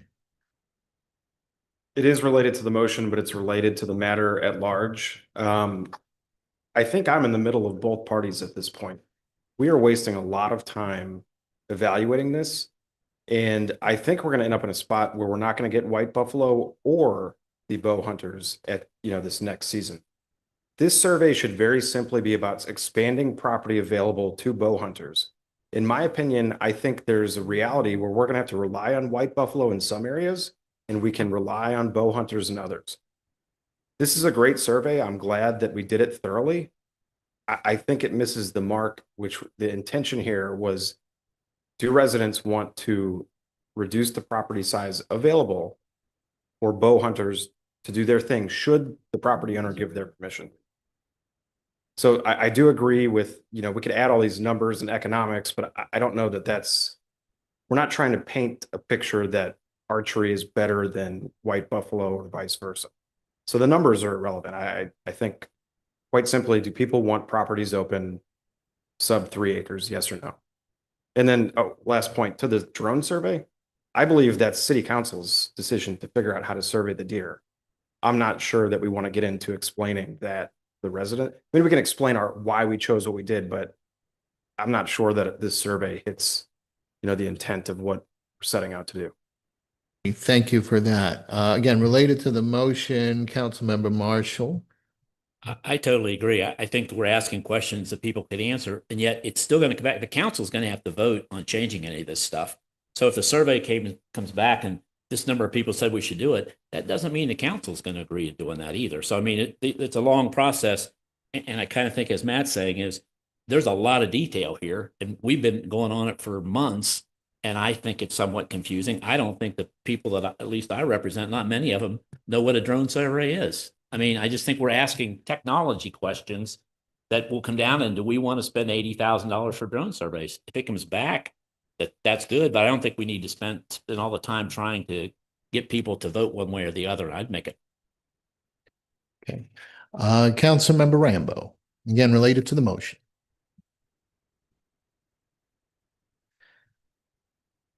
Yeah, what we want to do is count the deer. And I agree with the notion that we have many folks out there that don't know what a drone survey is or distance sampling is, because we have council members that don't know the difference. And we've been talking about it for 6 months. And so it doesn't make any sense to ask folks who have daily lives and don't care about deer hunting questions about the technology. So I agree with those comments completely. We should leave that off and figure out how we're going to count them separately, because, you know, we had the arguments about distance sampling. I do not understand half those arguments, but we can do it the most cost-effective way that gets the job done. And we shouldn't muddy the waters by asking the question. All right, thank you. Councilmember Kranz. Let's just take it out of there. I agree. Take drone out of the survey, and we can decide on our own. Okay. When the time comes. So the motion on the floor was made by Councilmember Dodwell, which I believe is unrelated to the drone piece. That's related to a cost figure. So just a moment. I just want to make sure everybody's clear. The motion on the floor, made by Councilmember Dodwell, it's basically summarized as related to a cost figure. Is that accident? Okay, so that is it. So that's what we can address that question first, and then come back with a second motion related to drone, unless you want to tie this all together. But well, okay, so it doesn't seem like anyone wants to make an amendment. We'll address it separately. Councilmember Trottier. With Councilmember Dodwell's permission, I'd like to amend your motion. I think we need to get rid of all of this, and so that way there's no numbers. There's no White Buffalo numbers. There's no incident numbers. And this is quite simply, do the residents that we're going to poll want 1 acre, whatever the metric is, but this is for acreage to be hunted on, plain and simple. And so the regulation, obviously, the portion about if they go less than 3 acres, the regulations tied to that are important. I believe this advertisement and the introduction, that's all information that's available on the website. Okay.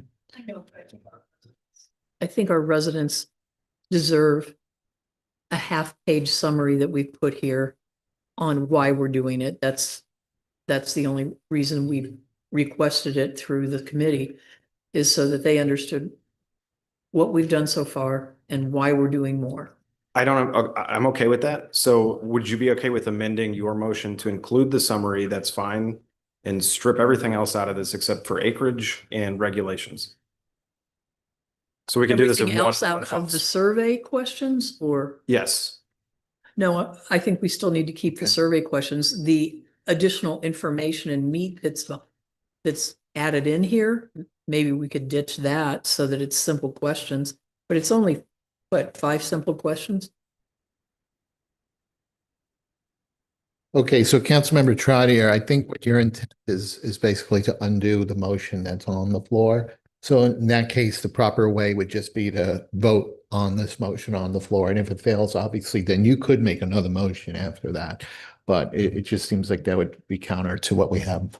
So again, the motion on the floor was made by Councilmember Dodwell to include some of the cost figures. So that's the main question we're addressing right now. And that's just in the intro, right? Just in the That is, intro. that is correct, yes. So given that it looks like we may have various opinions, it'd probably just best if we do a roll call vote. Councilmember Farmer, Yes. Councilmember Means, Yes. Councilmember Bockert, No. Councilmember Crayons, No. Councilmember Albers, No. Councilmember Mabry, Yes. Councilmember Nyan, Yes. Councilmember Dodwell, Yes. Councilmember Marshall, Councilmember Rambo, Yes. Councilmember Vanek, No. Councilmember Cummer, No. Councilmember Roblewski, No. Councilmember Trottier, No. Councilmember Ottenberg. No. Do you have the total? I think I know. Yeah. Okay, so it is a no. All right, so now we're back. If we want to entertain another motion, Councilmember Trottier did intend to want to make another motion, but if that's okay, go ahead if you want to make that motion now. So getting back to the intent of what this survey is trying to achieve, it's trying to achieve whether or not residents want to reduce the acreage size that's allowed to be hunted on in the city of Wildwood and the regulations related to that. I think that this is a fantastic proposal, but it could be stripped down. So I think section 1 should be kept. Section 2 should be kept. Section 3 should be kept. Section 4.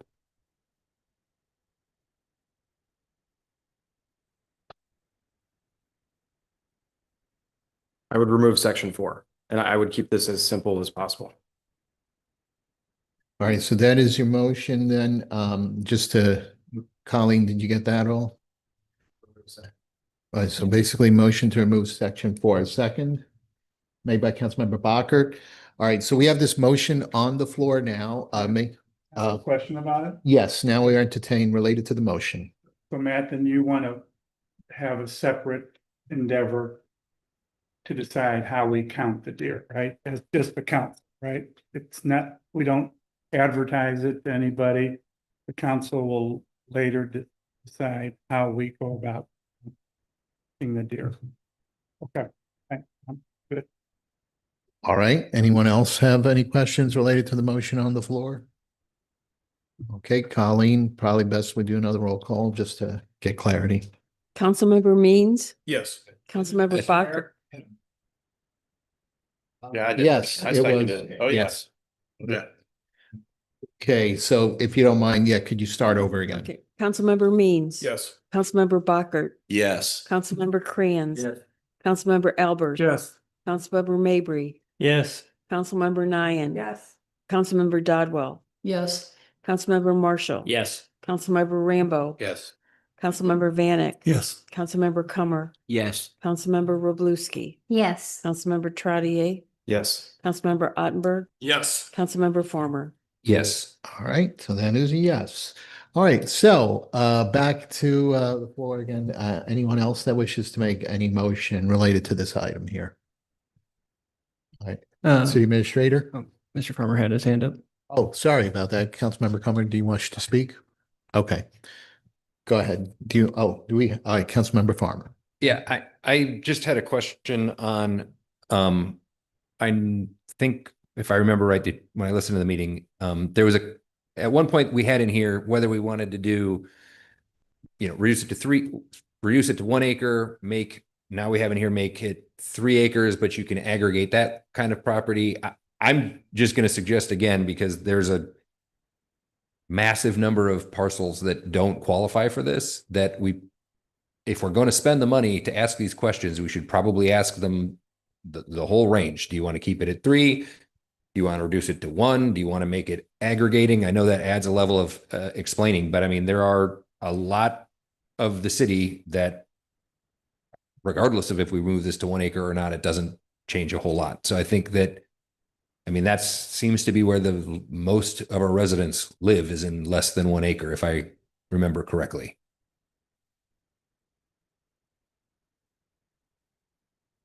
And to confirm. Yep, go ahead. Thank you, Mayor. And to confirm, so that would be adding back in that last answer choice, this would be question 2, Travis, if you don't mind scrolling. I'm just saying, like, because we asked for 3 and then it's like, or change it to 1, or do we want to have, I guess, 3 1 acres or however many available to go to 3? I mean, I'm with Matt. I would much prefer this to be as simple as we can make it, but I do think that, you know, if I remember right, that's something like 9,000 houses in the red area that I don't know that people realize that that's what that is. That's a lot of people. Councilmember Bacher, did you? wish Yeah, to I speak? just have a point of information. What do we expect to net people wise? What's a typical survey in Wildwood? How many people respond? We typically, well, for this, it's a little different because we're going to use random sampling, but the idea would be to have about 1,200 individuals included in the survey. And then the hope would be to see approximately 40 to 50% response rate. So roughly 500 to 600 people. I think that's pretty high. Yeah. Okay. Anything else? Question Councilmember Vanek. for Mr. Lee. If we, Councilmember Vanek. thank you. For Mr. Lee, 1 acre, if we went to 1 acre, how many addition, do you have a figure offhand that you could tell us how many additional properties that would include? Yes, so we did the math on this using county parcel data. We have percentages. I could grab the actual number of parcels, but it broke down to as follows. 88.4% of the city's land mass includes 3 acres or more lots, which that also includes Babbler and our other Rockwood Range, et cetera. And then 4.2% consists of parcels between 1 to 3 acres, and then 7.4% consists of parcels less than 1 acre. So we could most definitely provide the total number of parcels. If I remember, it was about 16, a little bit over less than 2,000 for 1 to 3. Less than 1 was over 7,000, and I believe the over 3 acres was really not that much. It was, I would have to quote the numbers back. I think if we did both the green and the red, it was like 11,000 total. That's correct. Yeah, so it was like, I think it was like 1,900 was the green and the rest was the red. Okay. Anyone else that wishes to speak? All right. Need anything else? So really, other than that, so what we have tonight, as of right now, because I know Mr. Farmer did mention possibly going back to that question, but we are not including the dollar figure tied to the car accident number. And then also we are removing section 4 in its entirety. The question tonight, though, is this survey in good enough form to move forward? If not, then we can most definitely still work on it. But the plan was to have this most likely mailed out by the 15th, maybe sometime next week was the plan. So if the council's comfortable, the department would be requesting a motion, given the input here tonight, to move forward with the draft provided with the notes by the council. Sure. I'll make that motion. So we got a motion on the floor. Everyone clear on the motion? Any discussion? Yes. Yes. Can you restate your motion? Councilmember Farmer, do you want to restate it? Oh, yeah. So just to proceed with the notes as Mr. Lee was just laying out. So dropping out section 4, we voted to not change the stuff in the intro. And then I suggested, just because we're going to ask these people to add in the additional aggregation questions, just so we have them, because I think my suggestion would be if it comes back and we decide to drop this to 1 acre, then the next inevitable question is, how do we, are we going to include other people? So we should probably, I would think, get that information, but that's just me. And just for clarity, because I think we already addressed item section 4, right? Prior. This is in section 2. And then also, so what, and correct me if I'm wrong, Mr. Farmer, but what I believe Mr. Farmer is trying to communicate is that the clean copy, the revised clean copy is approved, other than removing section 4 in its entirety, and then also going back to question 2. Yeah, so what I'm saying is Exhibit D, which is our draft survey instrument version 2 clean is how it is defined. So we've already said we're basically going to go with the intro as it is written. So no update there. We voted to take out section 4. And then the last piece would be, I'm just suggesting, I can't remember the number, the question number, I'll find it real quick. wherever we talk about the parcel size, I would just add in that aggregation question all the way through. And then I don't know that we have to talk about this anymore, but that's just me. All right, so we do have a motion on the floor. Don't see any other discussion, so let's try voice vote. All those in favor, please say aye. Aye. Anyone oppose or abstain? All right, that passed. So that's question 2, Colleen, if that helps you, the one. Yep, so to confirm, we're adding back in, we've approved the clean survey with section 4 removed, and we're now for question 2, adding back in option choice, reduce to 1 acre and allow parcel aggregation back into the fold. Yeah, and then can I just ask a process question? Because I think I heard you guys suggest maybe doing like some randomized thing for the answers, which I would ask Professor Naines the best way to do that, because I just think especially with question 2, I think you want to have that be a very clear step down thing. So people like, leave it at 3 acres. This is what it is. Change it to I think that's how I would do it, but I would ask the professor the best way to make that happen. Okay, thank you for that direction there. Anyone else? All right, Councilmember Rambo. Yeah, I just have a question. It's for Tom. Actually, Dr. Naines has spent his lifetime learning how to conduct surveys objectively without inducing any biases. That's why I complain so often about every time we want to do Survey Monkey. Every monkey thinks they can do a survey, and it's a science. And this is important to us. And so I want to be clear that Dr. Naines gets to have input on what might be unconscious biases that we're introducing into this survey. And the reason I'm asking that, I have many reasons for asking that, but the one that just popped up is that we've leapt to the strong conclusion that opening up 4% of Wildwood to archery hunting is going to solve the problem. And, folks people are desperate to protect their gardens, protect their landscaping. I've spent thousands on tick-borne disease mitigation and tons more on damage mitigation from deer. So I have an incentive to get rid of them. But people need to understand that this is independent of that, because it's going to help solve the problem, but it's really not going to solve the problem. And so I felt that that this survey was going a bit too far in the direction of this is going to be great. Well, it may be great, but it may be great. It will be great for that 4% area, not the entirety of Wildwood. And so I went all the way around just to ask you that question. Is Naines going to weigh in on the objectivity of the survey so that we can be confident it's truly reflective of the will of an informed populace? Yes, that is the plan right now. After now we have this, he has a copy of this whole report. He has a copy of a lot of the information we publicized to familiar himself. That was the question. That said, if he were to make massively substantive changes to the survey, we may have to reach back out to the council and revisit it. Fair enough. But he has that. We've told him if there's something that could lead to direct bias, then we want to know about it. And in that case, he'd provide that directly to us. Yep. All right. Thank you. It looks like we have covered that item here, so we'll move on to the next section of the agenda. We do have an executive closed session, but if there's no objection, I would like to propose changing the order and us moving into miscellaneous. See, Chief Cruz has been sitting here patiently all night long. And we want to first thank you and your department for the service that you provide to our community. So again, thank you for your patience. And if there's no objection, we'll hit the miscellaneous items and then we'll come back to executive closed session. Do we need a motion for that? Change the order, or is that? Okay.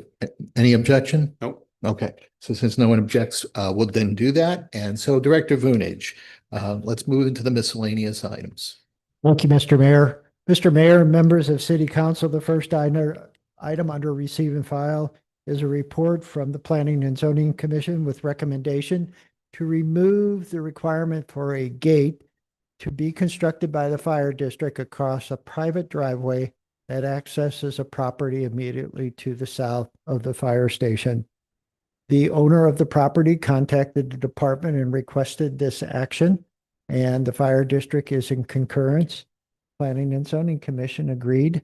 And since this is a conditional use permit, City Council has the authority to exercise power of review within 15 days of the receipt and file of this report, which starts tonight.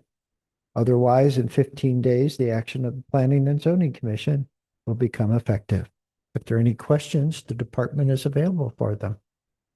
Okay, again, you heard the director. If no one wishes to exercise power review, then in 15 days, this will go forward. And doesn't look like we have anyone. All right, so go ahead, please.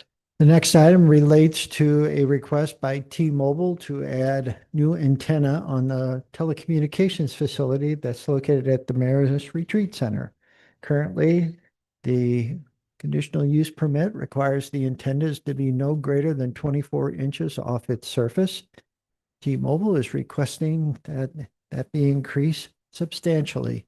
Under the regulations associated with telecommunications towers in the city of Wildwood, such requires a public hearing, and the city and the Planning and Zoning Commission recommended the city proceed forward. If there are any questions, the department would be glad to answer them. Any Councilmember Albers, you wish to speak? They have one there right now, right? Yes, they have a set of antenna on it which are compliant. As I say, they would like to increase that antenna substantially, so as for the most part, it'd be 84 inches instead of 24 I'm inches. sorry, is it a replacement then or It added? is a replacement. Okay, but- thank you. And the last item is the revised plat for Hills Hollow, a large lot, single-family subdivision on the northwest corner of Pond Road and State Route 100.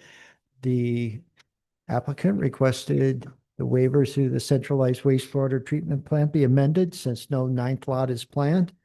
That was done. The preliminary plat had to catch up with the change in waiver, and that was approved by the Planning and Zoning Commission last Monday night. If there are any questions, department would be glad to answer them. We have any questions? Okay. Thank you. All right, seeing none, thank you. All right, so that concludes that item. So therefore, we do have requests to go into executive closed session related to RSMO 610.021, subsection 1, subsection 3, and subsection 13. All right, and also subsection 2. So if I can get a motion made by Councilmember Marshall, seconded by Councilmember Trottier. I had a question. Is it a question or do you want to be at the second? So I had a question if, under the miscellaneous section, if that would be an appropriate time to bring up an item that we have not discussed tonight.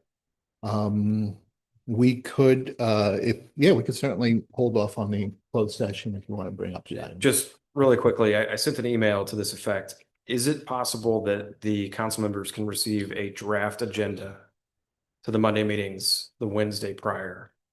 Understanding that it's, minor things could change, but. Yeah, originally, I know we had a process that we had worked out with the former city clerk to send out a draft agenda by Wednesday with the understanding that changes could still be made by staff. And I know that the reports that support that still are worked on at that point in time, which may mean, unless I'm mistaken, those reports probably won't be available till as they are today.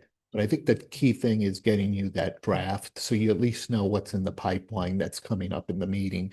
And certainly if there are reports as they become available, I think we can try to get those out to you. But I know there's a lot of work that happens behind the scenes to get those reports together. Does that sound? Yeah, so the reports obviously are the meat and potatoes of the agenda. So if the intent is just to provide the agenda the Wednesday before, I don't think that achieves. Well, I substantial goal. do think, I don't want to take the liberty because I know there's a lot of process that happens behind the scenes. So perhaps city administrator, do you want to speak to that? Or I don't need a decision tonight. I'm just curious if it can be explored. Can we get this sooner than Friday at 5 p.m.? What Colleen has got some opinions on that? We can definitely explore it. The one thing to keep in mind is that with the agenda the way it is, not the agenda, but the schedule, we have Planning and Zoning Commission that takes place the Monday prior to council. A lot of the action that takes place during those meetings then subsequently get put on the council agenda because of the timeline restraints within state code. So then those reports have to be adjusted and modified based off the recommendation from the Planning and Zoning Commission. The same could be said for the Administration and Public Works Committee. It is something that we can most definitely explore as a council body here. I think that there could be a discussion about how can we structure the actual calendar to allow a little bit more flex between those two periods. But I do know I will say it's not from a lack of trying. We could definitely we can try to get as much information to you as possible while also still making that deadline. But we may have to discuss some trade-offs if we were going to have the full packet ready for publication on that Wednesday prior. So I guess to clear up my question, I'm not looking for an answer tonight. I think it would be beneficial to everybody if we could explore, maybe we need to shuffle things around to make this, to be able to receive the data more than 48 hours in advance. Okay, so I think that's good requests. We'll see if the staff can meet and talk about how to get that accommodated. So I appreciate you bringing that up. All right, Director Vunich has an answer. Uh-oh. Mr. Trotti, I'm to be honest, there isn't a week that doesn't go by that the Department of Planning and Parks doesn't have at least two agendas, sometimes three. We do the best we can to get the reports done. I cannot guarantee you'll have them on Wednesday. In fact, I'll tell you, I can't do it. You'll need another Director of Planning and Parks. Thank you. All right, thank you, Director Vunich. Well, maybe it's something we look at. We have. No. You're not going anywhere. If the answer is it can't be done, it can't be done. Just to be clear, I was just asking.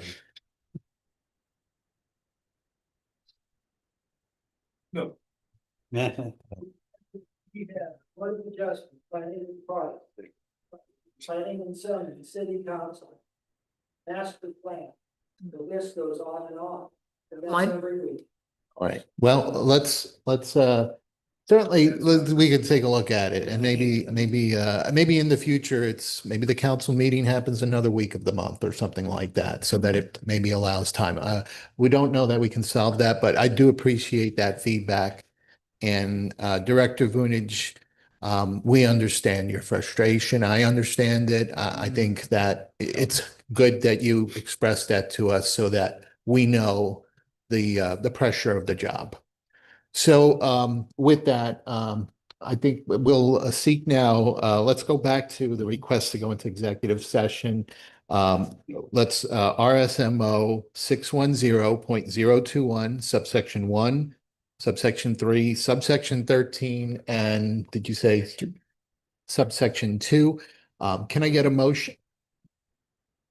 All right, we have Councilmember Marshall and then a second by Councilmember Farmer. We'll need a roll call, please. Councilmember Means, Yes. Councilmember Bockert, Yes. Councilmember Crayons. Yes. Councilmember Albers. Yes. Councilmember Mabry, Yes. Councilmember Nyan. Yes. Councilmember Rodwell, Yes. Councilmember Marshall. Yes. Councilmember Rambo. Yes. Councilmember Vanek, Yes. Councilmember Cummer, Yes. Councilmember Roblewski, Yes. Councilmember Trottier, Yes. Councilmember Ottenberg. Absent. Councilmember Farmer. Yes. Okay, so we're going to go into the community room for closed session, and we will be back. Thank you.